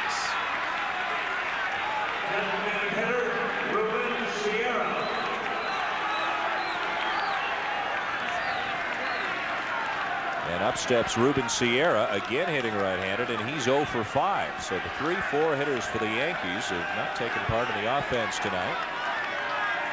Sierra won't get a chance to do so here.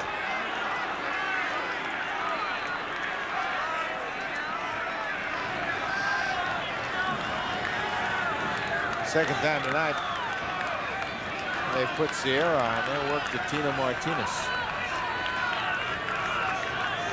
You ever played a game like this? I mean, it's not like there have been 25 runs scored. It's only 6-6, but with as many strange plays as there have been in this game. No, I honestly can't remember anything like it because there have been so many opportunities for the Orioles to win late in the ball game.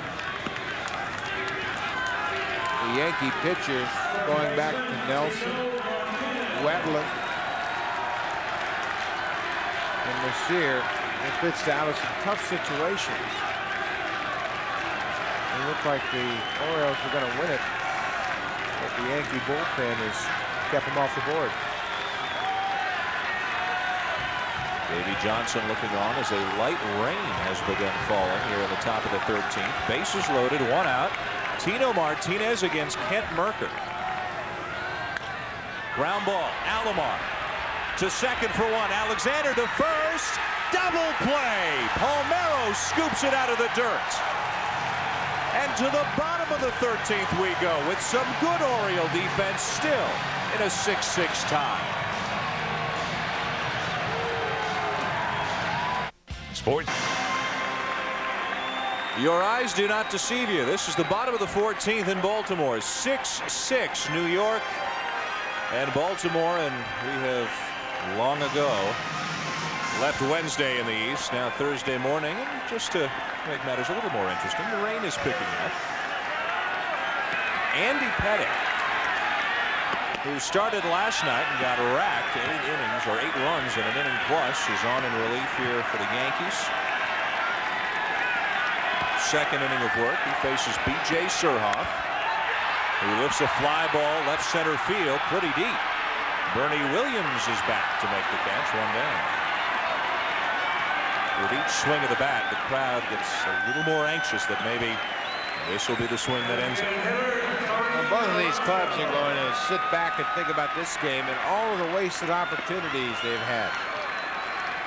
Even to the top of this inning, Bernie Williams led things off with a leadoff double, and the Yankees couldn't chase him home.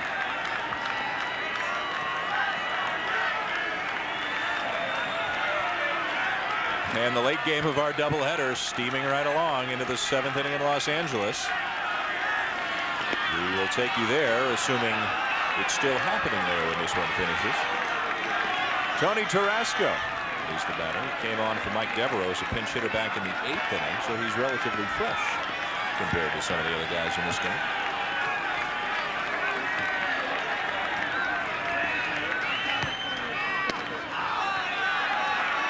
The appeal, no swing, 2-0.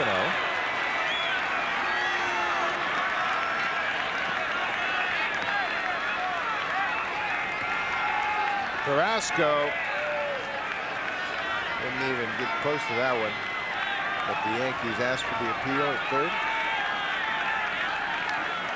One down, nobody on. Ground ball, weakly hit right side. This could be trouble, and it is.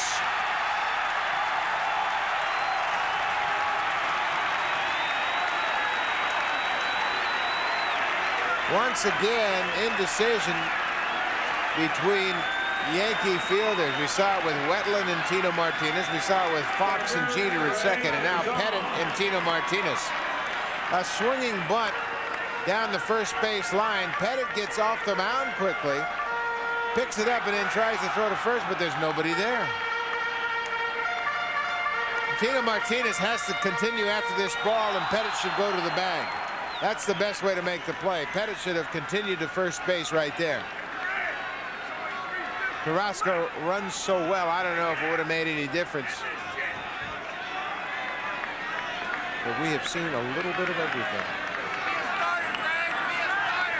And that will break the 0 for ESPN streak that was troubling Carrasco so before this game.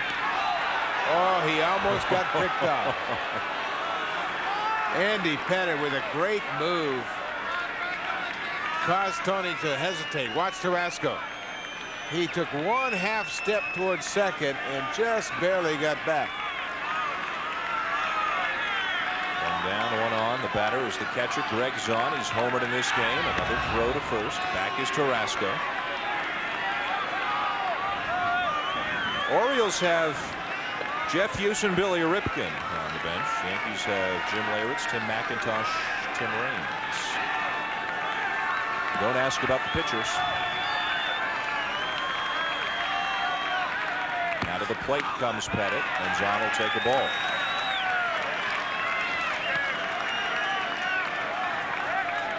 Now this drizzle is coming down at Camden Yards. You got to think about a ball on the grass in the infield, maybe getting wet.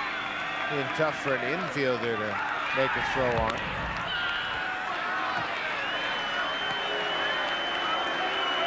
Carrasco's been perfect in the stolen base department, but Andy Pettit is so tough to get a jump on.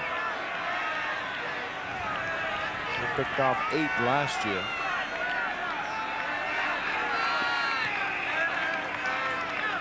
The 1-0. Zahn will take a breaking ball strike. And on the pitch to the plate, Carrasco took a little hop back closer to the bag. Still trying to measure Pettit. It's that outside breaking ball that Richie Garcia has called a strike all night long. He was giving the pitchers the outside corner. The 1-1. Grounded foul.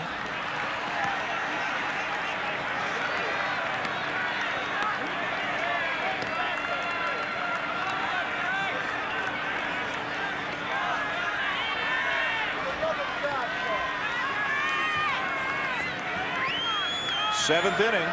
Rockies leading the Dodgers. We'll send you there next. Second half of our doubleheader. 14th inning here. Tie game. Yanks and Orioles. Again to first. Way back when, Kenny Rogers and David Wells were the starters in this game. Now the bottom of the 7th. Rockies still shutting out Los Angeles. 4-0. Runner goes, and Zahn hits it foul, third base side. That time Tony Tarasco guessed right with Andy Pettit. He went on his first move, and that's what you have to do with a good pitcher like Pettit, he just went, the first thing he saw move was that foot. He had a great jump, but Zahn with 2 strikes had to go after the pitch and foul it off. When you've got a tough pitcher like an Andy Pettit or Kenny Rogers, when you're trying to steal, sometimes you just got to guess with him. Not going, and Zahn sends one foul on the right side into his seats. 2 for 4, single, a home run, and a couple of errors tonight for Greg Zahn. You can see the rain continuing to fall here at Camden Yards. This game wraps up the 2-game miniseries. We're past the 5-hour mark in this game. They went 4:21 last night.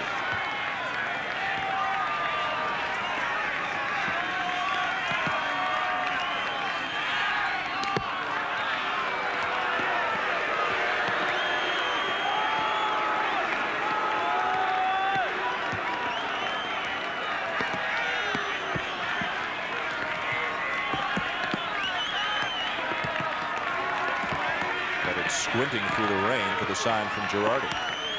Runner goes again. Swing and a miss by Zahn. Throw down. Out at second is Tony Tarasco as Andy Fox held on to the baseball. And yes, there will be a 15th inning when we come back to Camden Yards. Somebody, anybody looking for a run here in the 15th inning. Tony Tarasco. He felt like he had a good jump, but then Joe Girardi throws the ball. Look at the effort by Andy Fox, who hangs in there, takes the short hop, and puts the tag on Tony Tarasco. A strike him out, throw him out, double play to get the Yankees out of the inning. And we move to the top of the 15th. Yankees at bat. Wade Boggs will lead it off against Kent Mercker. Mercker and Pettit, a couple of starters. Although Mercker today, it was announced, is moving to the bullpen.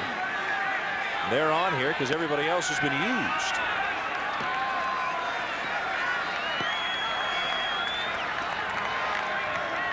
Third inning for Mercker. 2 balls and a strike. We're getting a little bit closer to the point where the curfew rule will come into play. This is an American League rule that states that no inning can begin after 1 o'clock local time. 2-2. We're not far away. 12:42:39. So if you play past 1 o'clock, you can't start a new inning after 1 o'clock. Of course, they can always play a bottom half, but they cannot start a new inning past 1. Full count to Boggs. They have moved to the 8th in Los Angeles. Still 4-0 Colorado. Boggs fouls it back. And now the rain has compounded the situation. Really coming down hard now. You know what? The situation compounded the situation a few innings ago in this ballgame, the way this one has been played. 8 errors, 29 left on. And that is the 29th hit of the night, the 17th for the Yankees as Boggs is aboard with a leadoff single.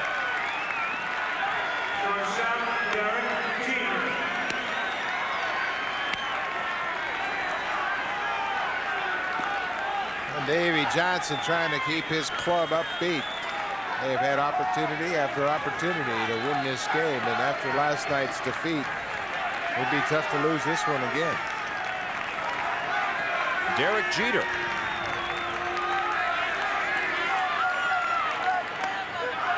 He's on again with a nice scoop. He had one of those last inning as well.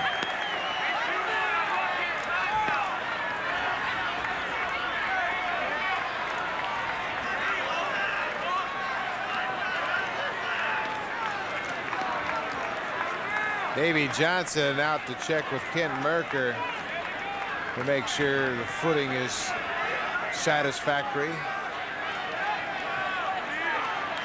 Cleaning his spikes out. Now Richie Garcia is out there to check with him.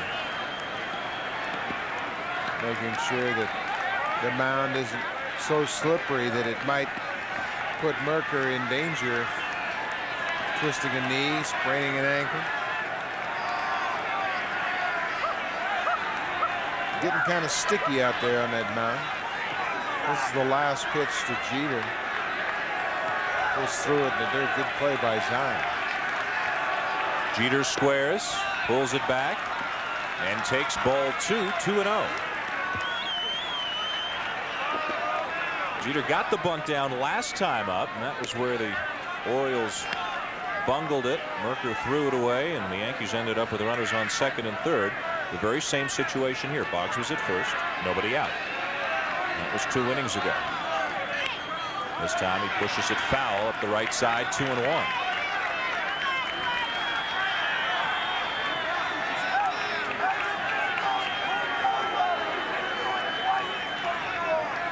I'd go ahead and gamble right here. Send the runner. Play hit and run. You haven't been able to get those base runners in anyway. See if you can go first and third. They expect to get a fastball. Here's bunting again. A hit, and he got hit.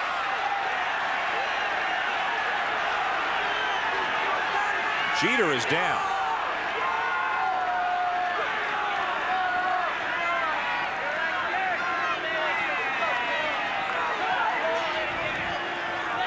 Merker really wild in this at bat to Jeter. They're looking at his left kneecap. Take a look and see if we can see where this ball hits him. Boy, right on the point of the knee.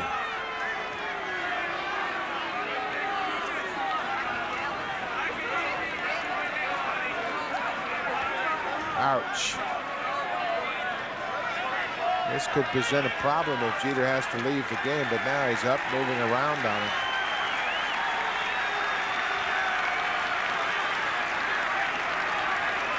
They have Larritz on the bench. He could come in and play second base, I suppose, and then Fox could move to short, but Jeter appears to be okay.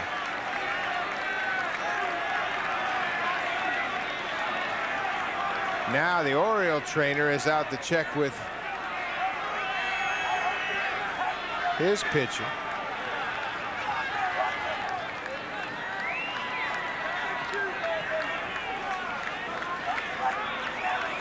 Richie Garcia, what he wants to do is make sure that this thing doesn't get out of hand with the rain coming down now,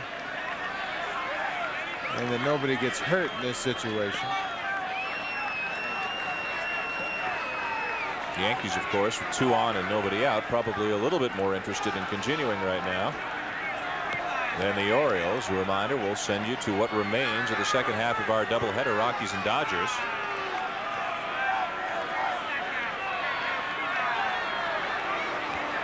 And now it looks like they've called for the ground screw. Richie Garcia is motioning for the ground screw to come out and add some diamond dust to that mound to try to get the mound in good shape. Ken Merker is walking off the field. I don't know if he's going to go in and maybe put a new pair of spikes on. The Orioles now have some arms out there. Davey Johnson's on the mound, and he just waved to the bench to say no, no, no, as if they're looking for a new pitcher, and that's what's happening. As they put diamond dust on the mound, Davey Johnson's calling for a new pitcher. That's Jimmy Myers coming out of the bullpen.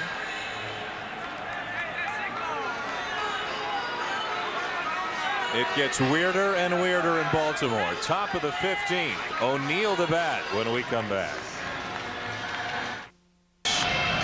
Jimmy Myers pitched in last night's ball game. Came up 2-run single and 2-run home run. He retired just 1 batter. He will be working in his 10th game of the year. Just 12 innings, allowed 13 hits.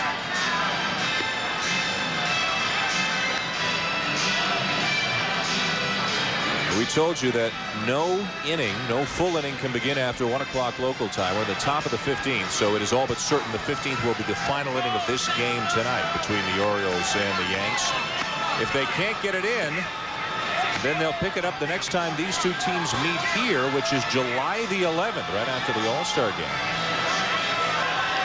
Well, we have a moment. Let's get an update from Carl Ravitch. Carl. All right, Dan, they don't have that time problem working in San Diego. Taking on the Giants. Showed you the great catch that Bonds made earlier to rob Ken Caminiti. Well, this time, only a fan can catch it. For Caminiti, his third. This to right center field comes off Doug Creek. San Diego on top of San Francisco by a score of 9-4. And the Rockies over the Dodgers 4-0. They're catching up in the bottom of the 8th. Now a good race. Which ends first? Your game, this game, or 1 a.m.? Back to you. I get 1 a.m. You can have the field. I think you get 1 a.m. is going to be strong here tonight. They are gaining on us out in L.A. Jimmy Myers warming up. A delay because Merker left. They also got the grounds crew out to do a little maintenance on the mound. The rain was falling quite hard. Looks like it's backed off a little bit. And just one lone fielder out there for the Orioles now. Jeffrey Hammond's in left. And now that Jimmy Myers signals he's ready. Here come the Baltimore Orioles.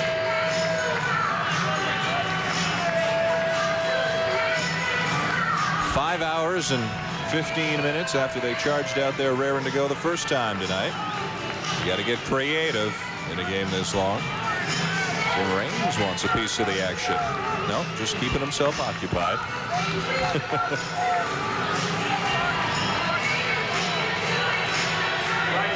This might be the only guy whose disposition and focus don't change no matter how long and how ridiculous the ball game around him are.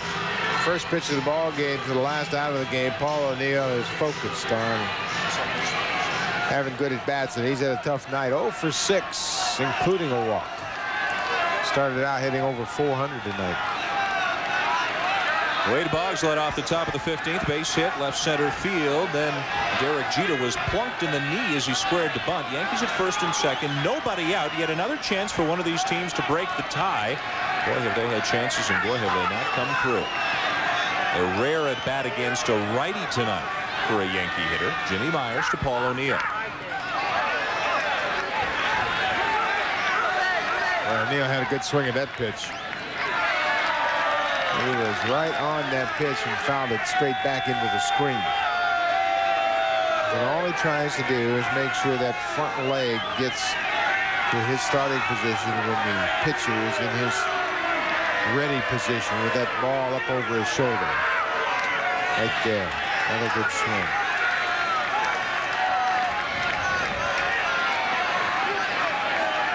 That front leg is his starting mechanism. That ball got on him a bit.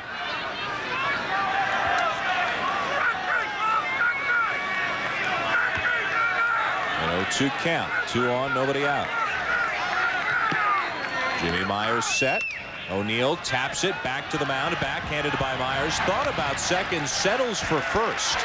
The runners move up.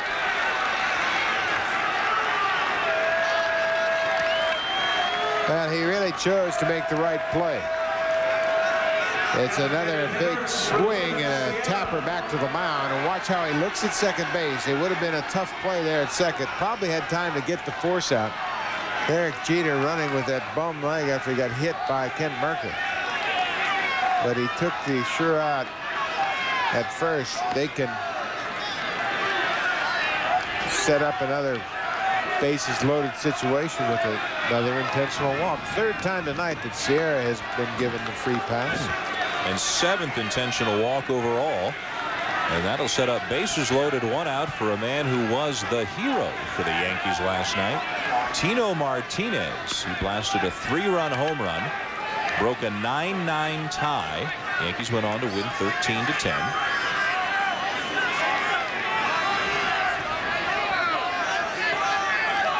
What hasn't happened?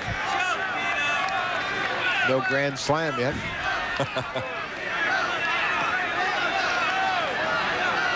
Now, be honest, at any point, do the players and coaches on either side say, you know what? Let's win or lose, let's end this thing? No, really. Because you battle and fight and scratch and claw, and now you kind of get the resolve of, I'm not going to lose this thing. I'm going to do whatever I can to win it. The Yankees got a long night ahead of them anyway. Orioles got an off day tomorrow. The Yankees are flying home to New York. They play the White Sox tomorrow night. David Cone, and the Yankees will be looking for some innings. Tino Martinez is 1 for 6. Fly ball. Left field. Deep. Gone.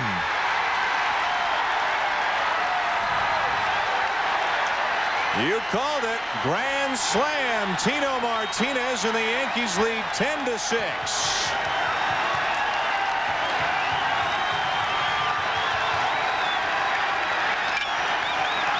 Now we've seen everything.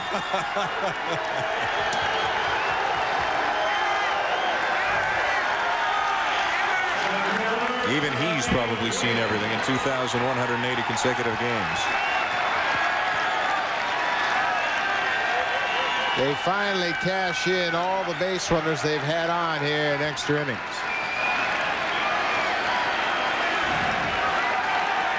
The inning continues for Bernie Williams.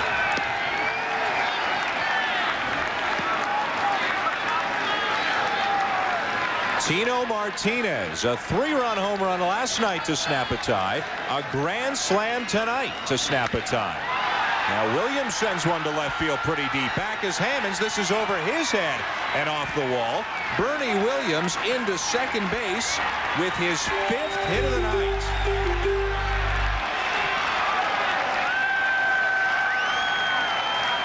Now Tino Martinez now with 4 home runs is starting to heat up, and he had a pretty good pitch from Jimmy Myers.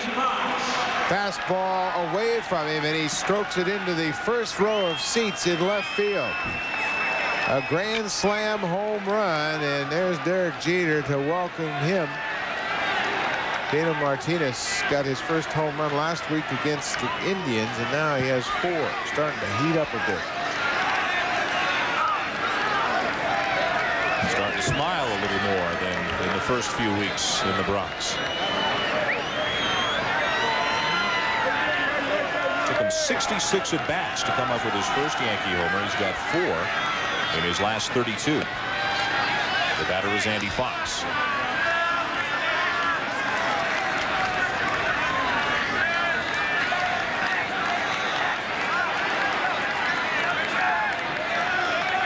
(10-6) New York, top of the 15th.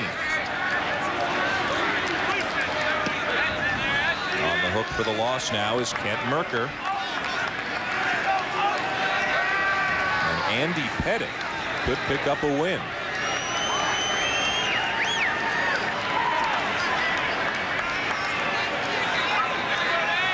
The 1-2 to Fox. Bounces in, blocked by Zahn, and Bernie Williams will hold at second.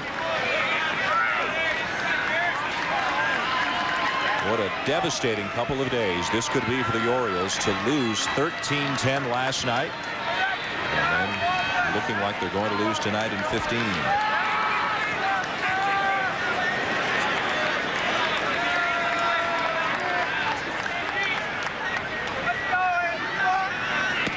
Full count.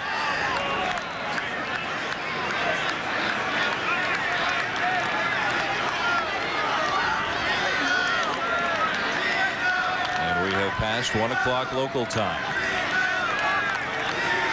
Not as much of an issue now. The Yankees scoring the 4. Ground ball right side. Alomar has it. Stumbles a little. Throws out Fox on a very close play. Bernie Williams down to third. Andy Fox can run. A couple of times tonight we've seen his speed. Alomar had trouble with his footing after he made the grab of the ground ball. Andy Fox hustling all the way, makes it very close at first base. Watch Alomar on this play.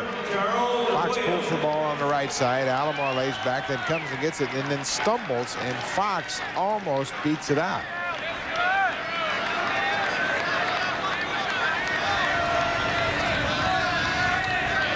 Two down, runner at third, the batter Gerald Williams.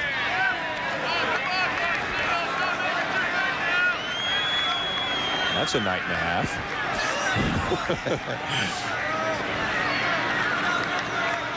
Jimmy Myers works.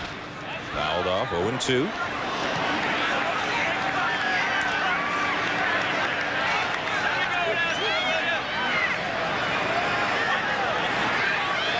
Four hours, 21 minutes. Last night, a 13-10 loss. 5.5 hours tonight. It looks like the Orioles are going to lose again. If they do, it'll be 11 losses in 14. Forgetting the silliness and the length of this game, it'll be 11 losses in 14 games, and the Yankees will have a game-and-a-half lead on Baltimore in the East.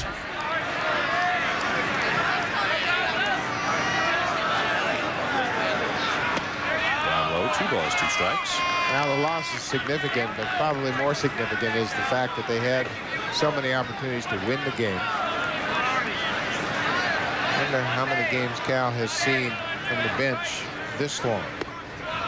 Came out of the game in the 8th inning for a pinch runner. But they have booted the ball around. They've made physical errors. They've made a bunch of mental mistakes tonight that have cost them.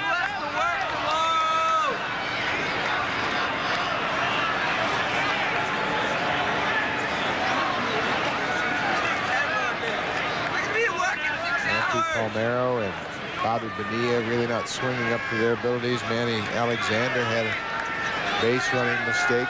Got picked off in the 8th. Bonilla, a couple of different opportunities to put the game away. Gerald Williams with his 6th hit. And that will tie an all-time New York Yankee record. And I'm not familiar with the player, so I hope I don't butcher the name. Myril Hoag, or Myril Haag, said in 1934 had 6 hits, and Gerald Williams has just written his name into the Yankee record books. And you can bet he doesn't realize that. An obscure number like that, you would think some Yankee at some point had maybe 7 hits, but 6 hits in a ball game. What a night for Gerald Williams. Drives in another run, 11-6 New York. The batter, Girardi. Soft shot to first. Palmeiro has it. And the Orioles will walk off the field needing 5 runs to tie. Tino Martinez's grand slam has broken it open. Buying a house.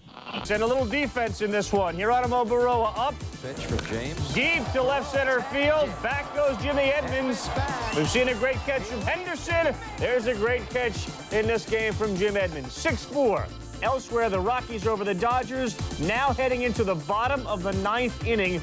It is 4-1 in favor of Colorado. Thompson and Bruschi, your pitchers there. The good news is, Dan, it has to end. Heading to the bottom of the 15th, the end appears to be in sight here for the New York Yankees, the Baltimore Orioles, and I'd say about 3,000 people who have stayed, 4,000. Very hardy fans. Andy Pettit looking for the win. Jeffrey Hammonds is the leadoff batter.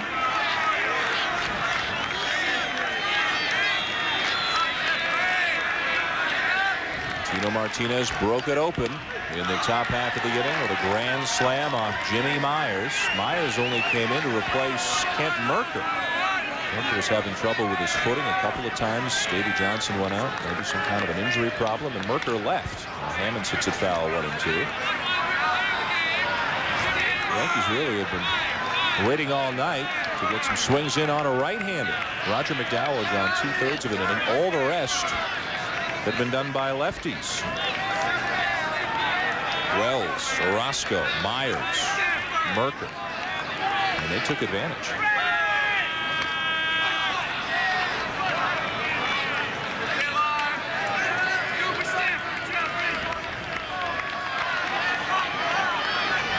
Want to read the transactions file tomorrow for both of these teams, see if they get some emergency arms up here. Yankees play beginning of a 4-game series against the White Sox. Joe Torre will send David Cone to the mound, and then Jimmy Key's next, and both of them with somewhat uncertain health situations. Can you expect these guys to go 7-8 innings? Can you count on it? No, you can't count on it, that's for sure. Boggs throws out Hammonds, 1 down. Now we mentioned the hero tonight, Tino Martinez. Last night, he hit a 3-run home run off Keith Shepard, with the score tied 9-9 deep into the seats in right field. And then tonight against Jimmy Myers in the 15th inning, a grand slam home run.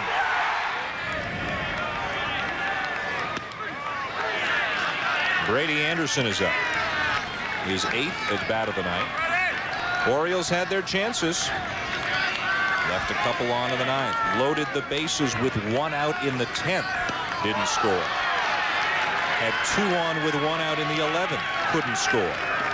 Had 2 on in the 12th. Couldn't score. And on it went.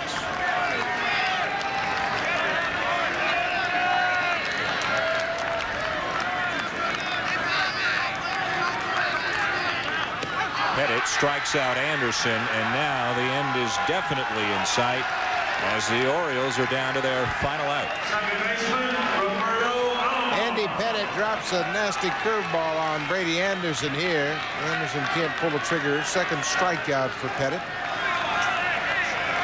He's allowed 2 hits since coming on in the 13th.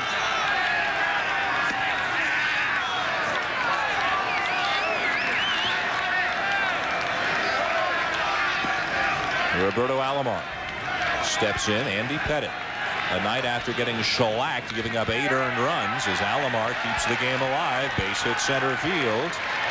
Pettit looking for the win tonight after starting and getting bombed last night. First baseman, Rafael Palmeiro.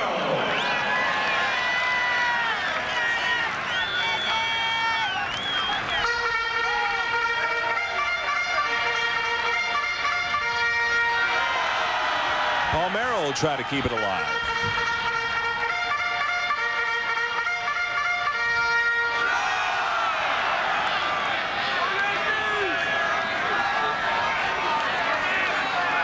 Long couple of days for Davy Johnson. Ground ball to second. Fox has it, and finally this game is over. 15 innings, 5.5 hours later, the Yankees have defeated the Orioles 11-6. The final, New York 11 to Baltimore 6. Let's send you to Los Angeles to Dwayne Stats and Dave Campbell. Last September, Camden Yards hosted what may have been the longest standing ovation love fest in sporting history. And now, less than 2 baseball months later, that same classic clock at Camden looked down on another legendary event. After an offseason in which they went toe-to-toe and piling up the 2 biggest payrolls in baseball, Baltimore and New York paraded almost all of them onto the field Tuesday to amass a game nearly as long as Ripken's streak. 4 hours and 21 minutes, the longest 9-inning game ever. Wednesday, 2 of their biggest offseason catches collided on the mound. And another marathon in the making, Kenny Rogers facing Brady Anderson, who wasted no time in going deep. For the 5th time this year, he leads off the game with a home run. It's his 12th of the year. He tied the April record with 11. May Day, Anderson is back in it. 1-all game in the 2nd. Wells now facing Gerald Williams, and Gerald hits a 2-run shot. Yanks take back the lead 3-1. Bottom of the 7th, they're still up by a run, 6-5. Steve Howe on in relief. Jeffrey Hammond's aboard. Roberto Alomar gets into one. Jacks at the dead center, looks it over. But so does Bernie Williams. At the wall, loses his hat, but makes the grab and takes away a homer. To the 8th, another rally in the making. Bonilla aboard. Manny Alexander pinch running for Cal Ripken. And Manny pinch running is pinched. Falls for the old fake to third, throw to first, and Jeff Nelson nailed him. Bottom of the 9th now. Still that 1-run game. Greg Zahn. Mariano Duncan makes a nice play and then throws it away. No way to get Zahn. 3 errors for Duncan in this game. Zahn came around to tie it at 6, but then Jim Messier struck out Anderson in the 10th. Rafael Palmeiro was 90 feet away when Messier struck out Alexander. We're after midnight to the 13th. Bases loaded for Tino Martinez, but he grounds into a 4-6-3 DP. 2 innings later, we're in the 15th. They walked Sierra to hope for another double play, but it was anything but. With the bases juiced off Jimmy Myers, Tino touches them all. A grand slam that ended in grand fashion 5.5 hours after it began. 5:34 to be exact. Myers was the 6th Oriole pitcher used. 13 pitchers in all in this game. Williams, who we showed you a long time ago hitting that homer in the 2nd, went 6 for 8, knocked in 3, raised his average 75 points in this affair to 383. Andy Pettit gets the win. The night before, he went 1 inning and gave up 8 earned runs. What a tandem of time it has been in Camden Yards. Nearly 10 hours in the making, nearly 2 dozen pitchers, almost 900 pitches thrown